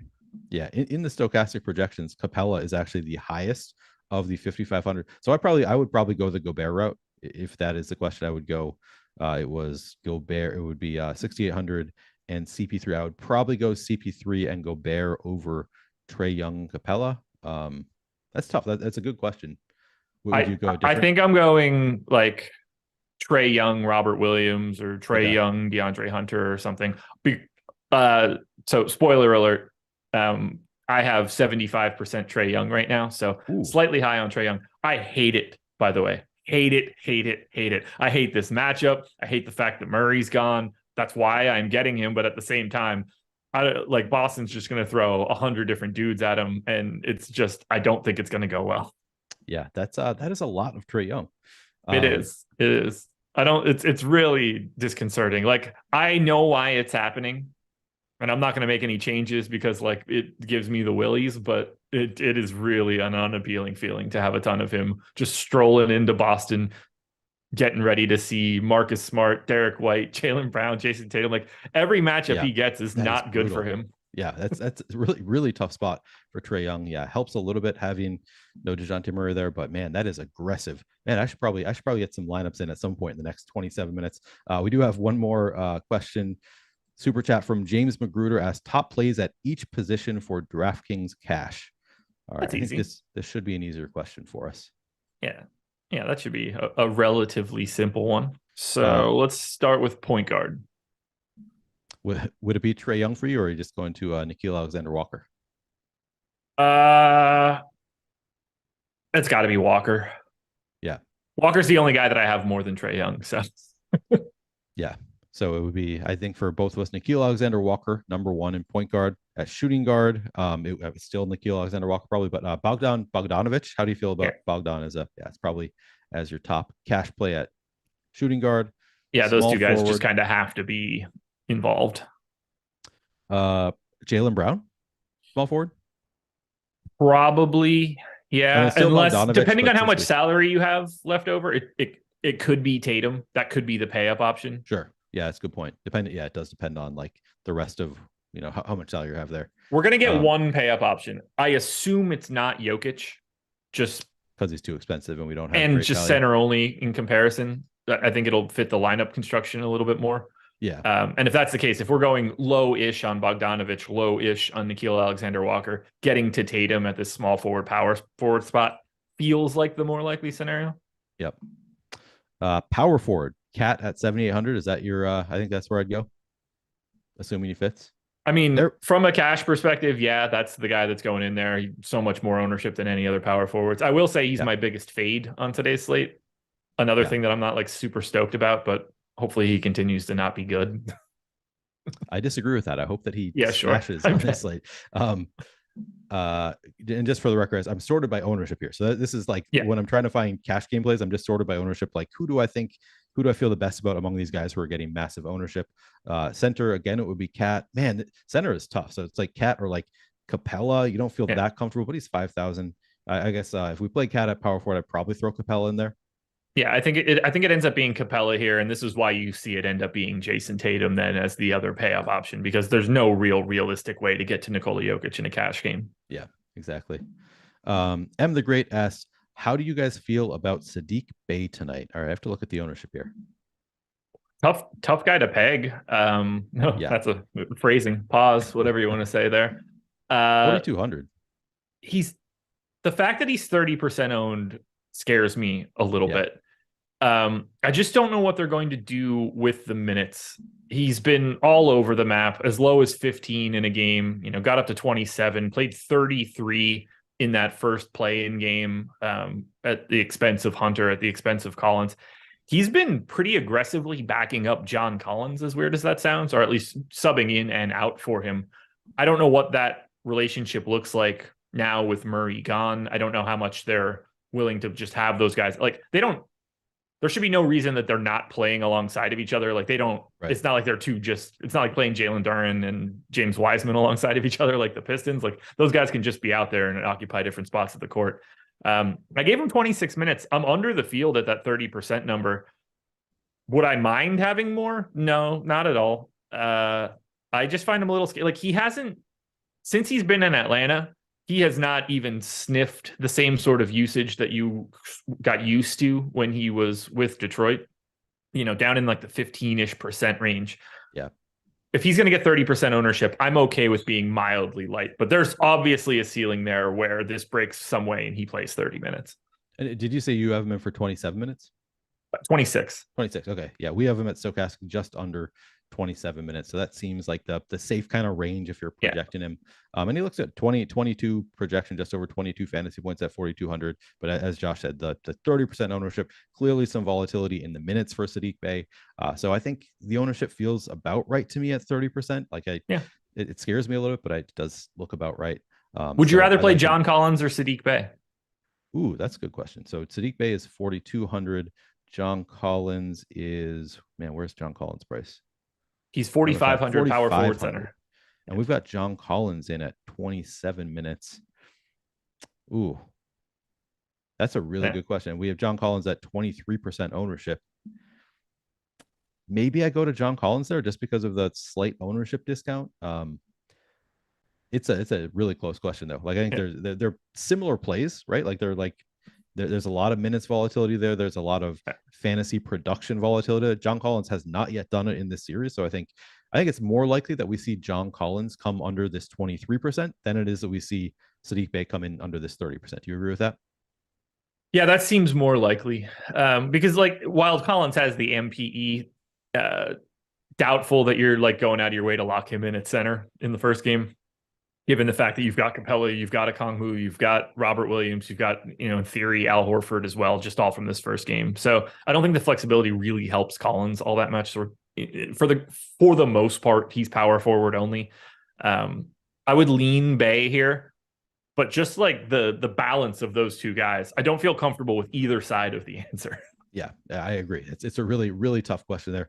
We've got a few more super chats, but I do want to say we are sponsored today by BetMGM, and we have a great deal at BetMGM right now. So I do want to tell you about that deal before I get sidetracked for too long. You can get up to $1,000 paid back in bet credits and a month of Stochastic Plus Platinum for free when you sign up at BetMGM. That's just a fantastic deal. $1,000. You don't get that many places. And of course, I also think a big part of the deal for me would be the free month of Stochastic Plus Platinum. You hear us talk about these tools every day. The Boom Bust tool, the primary one that I use for basketball, but also baseball. We're talking the top stacks tool, top pitchers tool. These are the primary tools that we are using in making lineups. You also get the ownership projection, your projection. You get that for free, and you already get a great deal from BetMGM. To do this, you can use promo code PlatinumSum or just use the link in the description of this video. Highly recommend doing so. The legal age for gambling in most states is 21 plus, and if you or someone has a gambling problem, call or text 1-800-GAMBLER. But highly recommend signing up for this deal. All right, we have enough super chats that I feel I should move on already. I think we need to go back to the 1-800-GAMBLER ad. That was fantastic. You're competing with Lofty there. I like it. Lofty does it more like annoyed, and I do it. I try to do it as fast as I can. I just want to see how quickly I can speak at that point in the ad. 3 Windy 1 City 2 ask Okongwu or Torrey Craig. That's a good question. Look at the ownership here. Man, that is a very interesting question. You guys are asking us really tough questions today. They're such different plays. Okongwu's at 9% ownership at 4,400. Played 18 minutes last time up at 23-24. The games prior to that. Is he do you think he's leverage at all on some of these other higher owned pieces like in John Collins? So what's interesting here, I have more Torrey Craig. I have 15% Torrey Craig. I basically don't have Okongwu, but I like that price. And I only have these guys separated by 0.3 of a fantasy point. The problem is Okongwu is just center only. It's a little bit easier to roster Torrey Craig.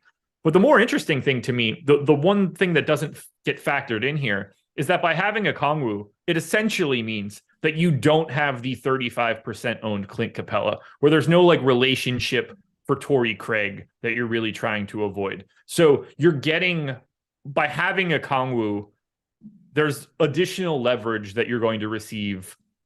When that goes well, 35% of the lineups are likely dead ahead of you, because unless you're getting the double Capella Okongwu day, but you're assuming that you're getting extra minutes in the day that Okongwu runs well. And I don't think that is factored into just a generic analysis.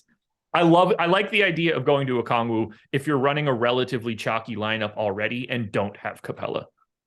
So is implied in what you just said, would you not play Capella and Okongwu together? Or are you just saying because there are so many other centers you're more likely to get to? Like you say, you would have leverage on that Capella. Is that a rule that you think you would set? No. Okay. You're not setting that rule on a 3-game slate. Just wanted to be clear. You're not setting the rule, but most likely you're probably not going to have them both together in a lot of lineups. Okay. I got it once in my 150. So like, that's why I don't set that rule. If I run this and they end up in, 35% of my 150, then I start to think, okay, is there something I need to do here? But there's nothing to stop Clint Capella and Onyeka Okongwu from both making it into an optimal lineup. And especially with Capella's price coming down, Okongwu's price being as low as it is, just looking at those, they're probably going to play, 46, 47 of the 48 minutes. Maybe you get all 48.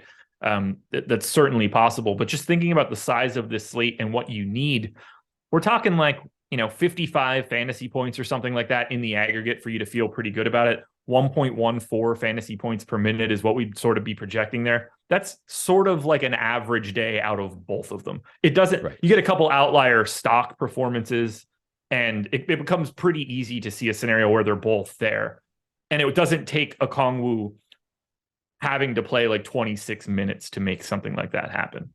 Right. But you shouldn't have a lot of it. If you're playing one lineup, that's probably not the lineup construction I'm looking to do. But in 150, okay with it. I wouldn't limit it. Or I wouldn't preclude it.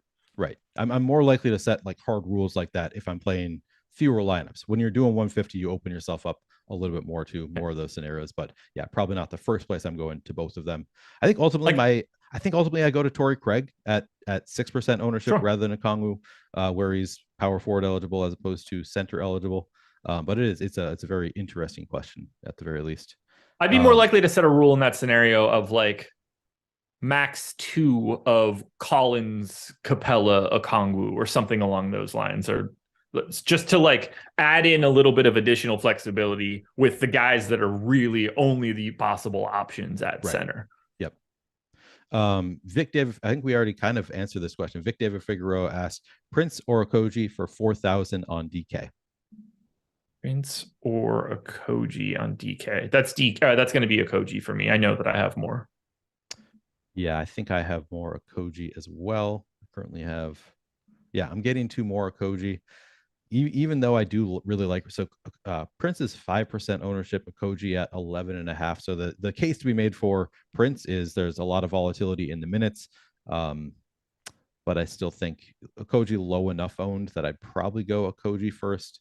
But I do like Prince quite a bit. But I think he's still got to go Okogie there just based on projection and picking up more minutes and a better fantasy point per minute guy. So probably Okogie, but it's a good question. Are you just running out 6-man Wolves stacks and then rotating 2 guys around that? Yeah, I've locked in. Got to have at least 6 Wolves. Yeah, that's how you got to play DFS. Okay, just making sure. Yeah. When that is the optimal lineup or something tonight, it's going to be really funny to clip this. That's true. That would be hilarious. It would have to be like double OT for that to happen, I think, right? I mean, well, like with the ownership going, like it would be very easy to get Towns, Conley, Walker all in it pretty quickly. If Prince Edwards ends up being the tough sell, Noel can sneak his way in there very easily just because of that $3,100 price tag. In theory, you can get Prince into like something happens to Anthony Edwards, Taurean Prince starts playing a little bit more. I can see the path. I mean, the problem is in that scenario, they're probably getting the shit kicked out of them by Denver. You think so? I mean, they kind of got to play all of these guys to some extent, right? Like we're missing. To get to 6, I feel like there's no way Minnesota's winning. Interesting. So because you start unlocking guys that aren't as good, and now somehow they're playing more minutes. Yeah, I guess. Or there's just the benches. Maybe they're doing absolutely great and just like keeping up with Denver and going to double overtime. I don't. Yeah, I can get to 5 pretty and see that as like a path where they're like things are going well. Yeah. We got another super chat. Jay asks top 5 projected players for the 2-game late slate. Top 5 projected players. All right, let me take a look at that. All right, so we got to take Atlanta and Boston out, right? Yep. All right, so for me personally, these are my projections, not the projections on the site. Jokic, Durant, Booker, Westbrook, Edwards. It is the same on the stochastic site. And just because I think you might want this as well, I'll give you the top 5 point per dollar plays as well. And it's interesting that it is still Jokic number 1 in terms of top 5 point per dollar plays. Nickeil Alexander-Walker number 2, Aaron Gordon number 3, Cat number 4, and DeAndre Ayton number 5 point per dollar plays as well. Just because I think that's more, because you can't just play the 5 top projected plays. Yeah. So maybe mix in some of these guys, although some repeat there, at least Jokic. Got another one. I thought we're doing great on the super chats today. We're bringing in the money for the. I know, it's like we're did you get enough into your Jaylen Brown talk? Do you want to talk any more about Jaylen? Any other plays? Actually, let's do this. So Greg and I always get to a point where we talk about our top 3 or so most exposed plays at each position. Sure. Are you prepared to do that? Yeah, I'm ready to go. My lineups are in. I feel good. This is it's so much easier to manage a live before lock in the playoffs. By the way, yeah. I hope I didn't just jinx this. I don't want to see a damn tweet pop up right now. So yeah. I don't like that at all. Oh, by the way, I just got a tweet from Matt Butler. He said, and you got tagged in it as well. Yep. Boston had Time Lord and Horford together for 15 minutes in the last game. That's the most of this whole series. So if they're willing to play those guys more and more together, that's another good reason to get to Horford or get to Time Lord. Yep. And actually, I now that I check my phone, I see I also got tagged by the Black Mamba 81 in Discord. Asks, with 1 bullet in the $20 entry, who are 2 players you build around? I assume he's talking DraftKings there for a $20 entry. So 2 players that you build around with 1 bullet. That's a really good question. Probably Nickeil Alexander-Walker is number 1 for me. Yep. Man, my other one's Trae Young, but your mileage may vary. Yeah, I know you love your Trae Young. What's really funny is I don't like him. That's true. You hate that you're playing 75% Trae Young. Sure do. Doing it anyway. Sure do. Yeah, Nickeil Alexander-Walker, the clear starting place for me. Yeah. From there, if you can fit Jokic, it's probably Jokic, just because he projects so much better than everybody else on the slate. I don't know how easy. Actually, I can check. Yeah, I'm getting to 80% Jokic right now. So so apparently I am able to get Jokic in there. So yeah, it would probably be Nickeil Alexander-Walker and Jokic. I would also consider maybe Bogdanovic, another play that I might consider building around. Let me see who else. Yeah, those are. I like Aaron Gordon at 5,900, but yeah, it's definitely Nickeil Alexander-Walker. Probably Jokic number 2 is probably the number 2 place I'd go there. Did we get? I thought I saw another super chat. I think Jordan would have sent it to me. Michael Knack sent us a $2 super chat. Call Me Skittles asking, what's your favorite 3 props today? I just posted on my Twitter at PlayerQDFS a Prize Picks card that I used building the Prize Picks tool. So check that. I love Ant overs on rebound props. Have been just a thing that I've been going to, and he's been doing quite well. Okay. I don't, because I'm not in a legal state, I never look at it. So I'm just not going to be any, I can give the data if people had questions about props, but I don't bet anything. I missed the super chat. So sorry, Esco E Jr., any 4,000 and under on DraftKings. So we already talked about Okogie and Prince being a couple, but let's see if we have anybody else that stands out here who's better. 4,000 is included. That's only Prince. So yeah, it's Prince. It's Okogie, it's Jalen Johnson. And then for me, I am taking a bit of a flyer on Jalen Noel at 3,100. How do you feel about Mason Plumlee and or Marcus Morris? I mean, I'm terrified of this entire Clippers team. They're my least exposed team by a mile. I have 30 aggregate % of them, and 21 of that is Zubats. So okay, I don't have Morris. I don't have Plumlee. I don't trust this team in any way. I don't either. I think Morris is live to not play a second. I think he's live to play anywhere upwards of 28 minutes. I don't have a great feel. I think Ty Lue's going to do some really weird stuff if things aren't going well today. Is there a path for Plumlee to do something crazy at 3,800? Yeah, it does not take much to pay off 3,800. If they find out Zubats isn't working, right? Plumlee can get there quickly. So I loved Plumlee when I thought they were going to split minutes. They had been kind of splitting minutes, and then they kind of went away from they're just not always using a center, which makes it a little bit tougher. In the last game, Plumlee played 19. So the last 2 games, 19, 16, and 14. The last 3 for Plumlee when Zubats has been playing. Let me look that up. Make sure that I'm actually right about this. Yeah, 24. So 19 and 24. They didn't play the full 48 together. 22 the game before that for Zubats, 29 the game. So they haven't been complete. They haven't been playing a center at all times. If they were, I would have a ton of interest in Mason Plumlee, and I still do at 12% ownership, 3,800. He's a guy who can put up fantasy points in a hurry. So I do still really like Mason Plumlee, or at least I think he's interesting. I shouldn't say really like, that maybe exaggerates my my level of interest, but I do have interest in getting to some Mason Plumlee. But 12% makes him, less of like a hardcore priority. Yeah, what did we have? Maybe I'm crazy, so I might just be no. Okay, so like Okongwu's not all that owned either. I was gonna say, like, if Okongwu's picking up a lot of ownership, I think Mason Plumlee is a really interesting pivot off of that. If you wanted to have a backup center that wasn't Okongwu, but neither one of them are getting all that much, so I see the path for it. That's for sure. Did we already answer the best projected player at 4,400 or below? I don't think we did. We did not. All right. That's Nickeil Alexander-Walker, and it's not close. Oh yeah, definitely Nickeil Alexander-Walker by a margin here. We've got Nickeil Alexander-Walker at 23 fantasy points. The next best would be Taurean Prince at 16. So yeah, Nickeil Alexander-Walker is the answer for that one. Do we want to hit our positional most exposed? Oh yeah. Well, let's answer just one more. Jorge Jacomi asks best value player or players below 5,500 for DK single entry. So Nickeil Alexander-Walker, number one in terms of value plays, below 5,500. Let's see. Capella is a good one. Yep. Bogdanovich. What is Robert Williams at? Price tag he's 5,300, so a little bit more expensive in comparison to some of these other guys, I think. Yeah, but still looks pretty good at under 50. Oh yeah, no complaints, that's for sure. Yeah. All right, let's go position by position. Give our top three. And if you want to start, I will run another crunch right now. I think I've made slight adjustments.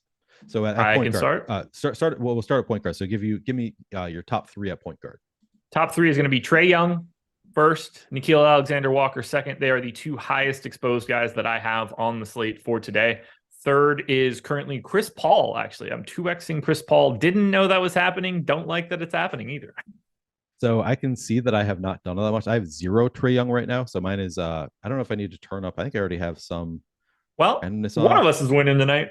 Yeah, it's tough. It's tough for me to host and like actually make my lineups at the same time. So this is like literally for the most part just based on the projection and like a little bit of randomness. So not playing my best, but I have Nickeil Alexander-Walker getting to a ton. Mike Conley, I have 90% right now. So that scares me. I'm going to try to get away from some of that. And then Bruce Brown would be my number 3. But there's a big drop down to 24% Bruce Brown being my number 3 right now, point guard. Okay. Who do you get at shooting guard? Top 3.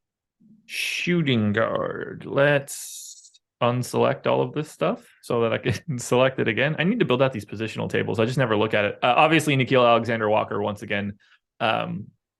Wow, this is a lot of exposure to 3 guys and basically nothing else to anybody else. Nickeil Alexander-Walker at 73, Jaylen Brown at 55, Bogdanovich at 46. The next highest projected guy that plays shooting guard is 16% KCP. So it's basically just rotating around Jaylen Brown, Bogdanovich, and Nickeil Alexander-Walker. Okay, so I just realized that I had the late slate still selected on my fantasy cruncher. So that's how you don't get Trae Young. Yeah, I was like, man, what is going on here? All right, now I'll give you my both. Yeah, so Trae Young would be number 3 for me. So Nickeil Alexander-Walker, Mike Conley, Trae Young, and I'm not getting to 90% Mike Conley now. I'm getting to under 50%. Way more comfortable with that. Shooting guard, I'm getting to Bogdanovich, Nickeil Alexander-Walker. Big drop down to number 3 would be Jaylen Brown for me at 32%. Who are you getting at small forward? Small forward, Bogdanovich and Jaylen Brown, obviously, once again. I have Jason Tatum at 32%. I thought that I was going to get a little bit more there just because I think I have him projected a little bit higher than like industry consensus, but still only getting around 32%. I don't have anybody else over 20%. Next guy would be Michael Porter Jr. So it's really just the guys that we've already talked about plus Tatum. Okay. Yeah, I got to Bogdanovich, number 1. Sadiq Bey, I'm getting to 56%, which I didn't do anything to get more of him. But yeah, getting to it with a projection of 22.2. Apparently, I get to a ton of Sadiq Bey. Still Jaylen Brown, number 3. How do you think? Somebody had asked us about Jalen Johnson earlier. I guess we don't have much time. Let's get through the positions first, and then let's just touch on that briefly. Power forward, who you getting to? Power forward. And I think Jalen Johnson is only going to be interesting if this game goes haywire and he's in late. I don't really think that DeJounte Murray being out like impacts. I think it firms him up as a rotation piece. Like I expect him to play around 10 minutes. I don't think it's a path to additional minutes. Okay. Power forward, Aaron Gordon. I'm 2x the field there. Al Horford is a guy that I'm taking a pretty big stand on at 5,100. I think it's just that power forward eligibility. It's a weird position for today. And then I mentioned Jason Tatum previously. He would be third. Aaron Gordon. I am fading Karl Anthony Towns. Boo. Boo. I agree. Boo as well. 7,800 is a really nice price tag.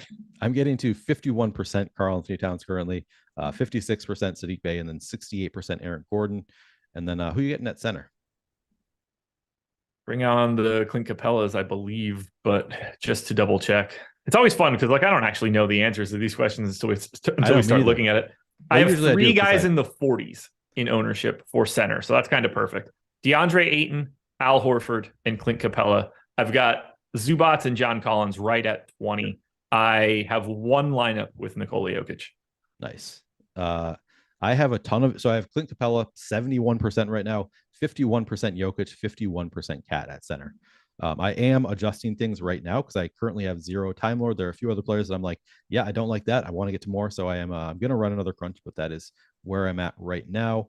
Yeah, it's 629. So I am just going to put in this crunch that I just ran and hope that it works out. Okay, we'll see. I mean, like your exposures sound good. Like we're taking stands on different types of the same guys. But I'm probably getting to a lot of chalk players though, because I haven't adjusted much. Like it's like, yeah, I'm getting to a lot of all of the like guys who look really good point per dollar, who make it into lineups naturally, which usually I like to adjust a little bit. Like I like to, try to get to different constructions by adjusting things a little bit more. But yeah, I think that's probably fine. I'm not looking forward to these games. Swaggy Pete says Edwards has that dog in him. Yeah, he does. Edward, I love Ant so much. I asked Adam this question, so we're about to close up. Let me just ask you this question. You're starting a new NBA franchise. You're an expansion. For whatever reason, you get to start your franchise with with how many basketball players would you pick before choosing Anthony Edwards to start your franchise? A lot. You are so wrong. I'm not gonna.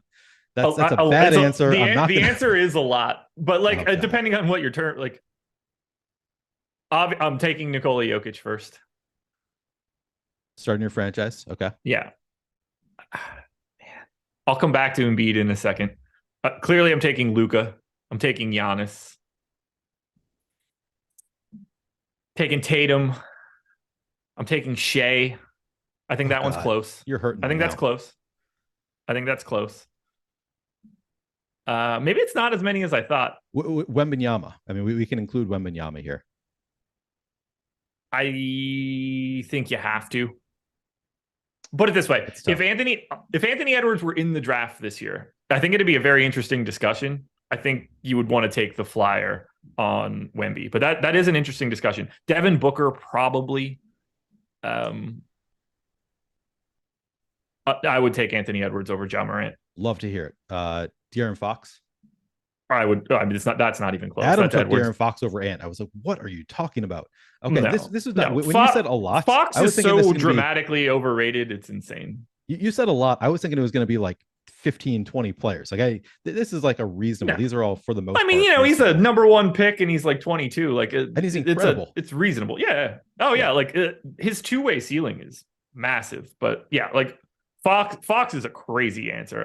That's not even in the ballpark of good. Embiid's a really tough one because I just don't know what his health is going to look like once he turns 30. But like you're definitely better off right now if he's healthy to have Joel Embiid than Anthony Edwards. SMP, I'm gonna block you right now. Not to hate, but Edwards is extremely overrated. What are you talking about? Are you watching the games? Come on, man. I like SMP, but that's just a bad take. All right, guys, we aren't going to go. We don't have the extra half hour today. So I think that we're just going to close it up here. I should remind you, just if you have not yet signed up for Stokastic, if you are a new user, you can get all of our tools 50% off. And that's like any package you want, any sport or all sports, a week, a month, whatever you want to do, you can get 50% off using promo code SCORE. So we've been talking about the tools. Just want to say one more time, you can get them all for 50% off using promo code SCORE. But Josh, do you have any final thoughts for this slate? Not really. Like it's a weird slate just because we've got these three teams that are all just massive underdogs on the road trying to like keep their shit alive. I assume your answer to this question is Minnesota, but like based on the odds, in theory, one of these underdogs wins outright. Do you have a lean there? Can you put your non-biased Minnesota hat on for a second? If I put my non-biased Minnesota hat on, like I think the answer is Minnesota if it helps you, but I didn't know if like you had a feel about the Clippers or Atlanta right now. I mean, I don't feel good about Minnesota in Denver. Like they did play them tough in the second game in Denver as well. So yeah, it's probably Minnesota. But if it weren't Minnesota, to me, I think it would be Atlanta. Like there's no Kawhi for the Clippers, so like I don't see how they beat Phoenix in Phoenix. Anything can happen. Clearly, like if Russell Westbrook is somehow good in this game, that's really helpful. If Norman Powell's shot is falling, there are ways for the Clippers to win, but it would probably be Minnesota, Atlanta, Clippers. Would be my ranking. Do you think any of these teams live another day? Like, do you think, you don't have to name a specific one? I guess I mean, like, do you think that one team will win and live another day? 100. I think Minnesota can beat Denver. They just have enough talent. Whereas, like, I just don't think the Clippers have enough talent, and I don't think that Atlanta, heading into Boston, now down a 40-minute a game player, has it in their bag of tricks to do it. I don't like, obviously I don't think Minnesota is likely to win as a 10-point dog, but that's one where like I get that Kyle Anderson is missing. That is not the type of guy missing that is just like a death sentence. You still have Edwards, you still have Towns, you still have Conley. In theory, you still have Gobert, however anybody wants to feel about Gobert. So the path is there for Minnesota to get it done. Yeah, it's just Ant playing hero ball and like making his shots, just like they can certainly get there. I actually think Cat and Gobert don't play as poorly together as some other people do offensively. Like they actually like in terms of like Cat can find Gobert near the room. It's got to be they have the best shot. I forget, somebody just said Neil. Oh yeah, Ryan Hughes, so you never answer your own question. Who would you take before Ant? Nobody. Ant is clearly number one for. No, that's probably not true. It's probably Wembanyama. I would probably take that shot before Ant. There aren't that many. I'll have to think about it. I put you guys on the spot, and I'm like, I am so biased towards Ant that it probably is not going to be that many people that I'll say before Ant. I will say Wembanyama, I'd at least have to think about taking him before Ant, just because he's such a freak. There are some weird ones. Like, what do you do with Zion? I'd definitely take Ant before Zion. Like, we haven't seen it from Zion for longer than like a 10-game period. It's fair. It's fair. I don't know where I land there. If I could just find out how to make him not be that. Like, I don't know how much the weight is the problem, or is it just like his body type in general is just problem. So and like there's just no way around it. I don't know what the answer is there, because anytime he does play, he is as elite as it gets offensively. But he's played like 120 games in his career or something stupid. Right. Yeah, he's just not on the court enough that, to me, it would have to be Ant, because, as good as he is, he's just not playing enough. I need to see more from Zion to want to take him before Ant. Certainly there are other players. Like, if we're talking right now, like Jokic, sure, I would take Jokic right now over Ant, but it's like his age, it becomes like, well, because of my bias towards Ant, I'm like, well, he's so much younger, I'm going to think about taking Ant. Same Embiid, same thing. It's like these guys clearly better, but like, I'd have to think about it, because age is certainly a factor in this discussion. Anyway, age ain't nothing but a number. Someone once said that. Unfortunately, it was Robert pedophiles. Kelly. Yes. Right. Hey, he moved closer to me recently. They just moved him from a Chicago prison to North Carolina. So what up, Kells? Hit me up. I'll put some money in your commissary. Oh God. So I just finished the Jared from Subway documentary on Hulu. And I can't watch it. The R. Kelly one and the Michael Jackson one were so brutal that I can't watch those anymore. I haven't watched the Michael Jackson one, but my thought they're all problematic. So early on, you learn that he met this woman who was going to interview him. There's this radio host who like kind of outed him. He met her, and like it sounded like immediately after meeting her, he leaned over to her and said, "Middle school girls are so hot," to this random woman he had just met, which makes me think, how many other people did he say shit like that to that just like didn't do anything about it? It's just like the wildest. You should check it out if you're interested in true crime documentaries, which are kind of my jam. on Hulu. It was pretty wild. But anyway, we're getting way off topic, and we are past the hour. Jordan is swearing at us. He's really pissed at us for going over the hour here. So we are going to close up shop. Thank you guys very much for watching the show. Again, if you have not yet hit that like button, please do so. And good luck. Let's win some money tonight. Let's do it. Thought I was going to.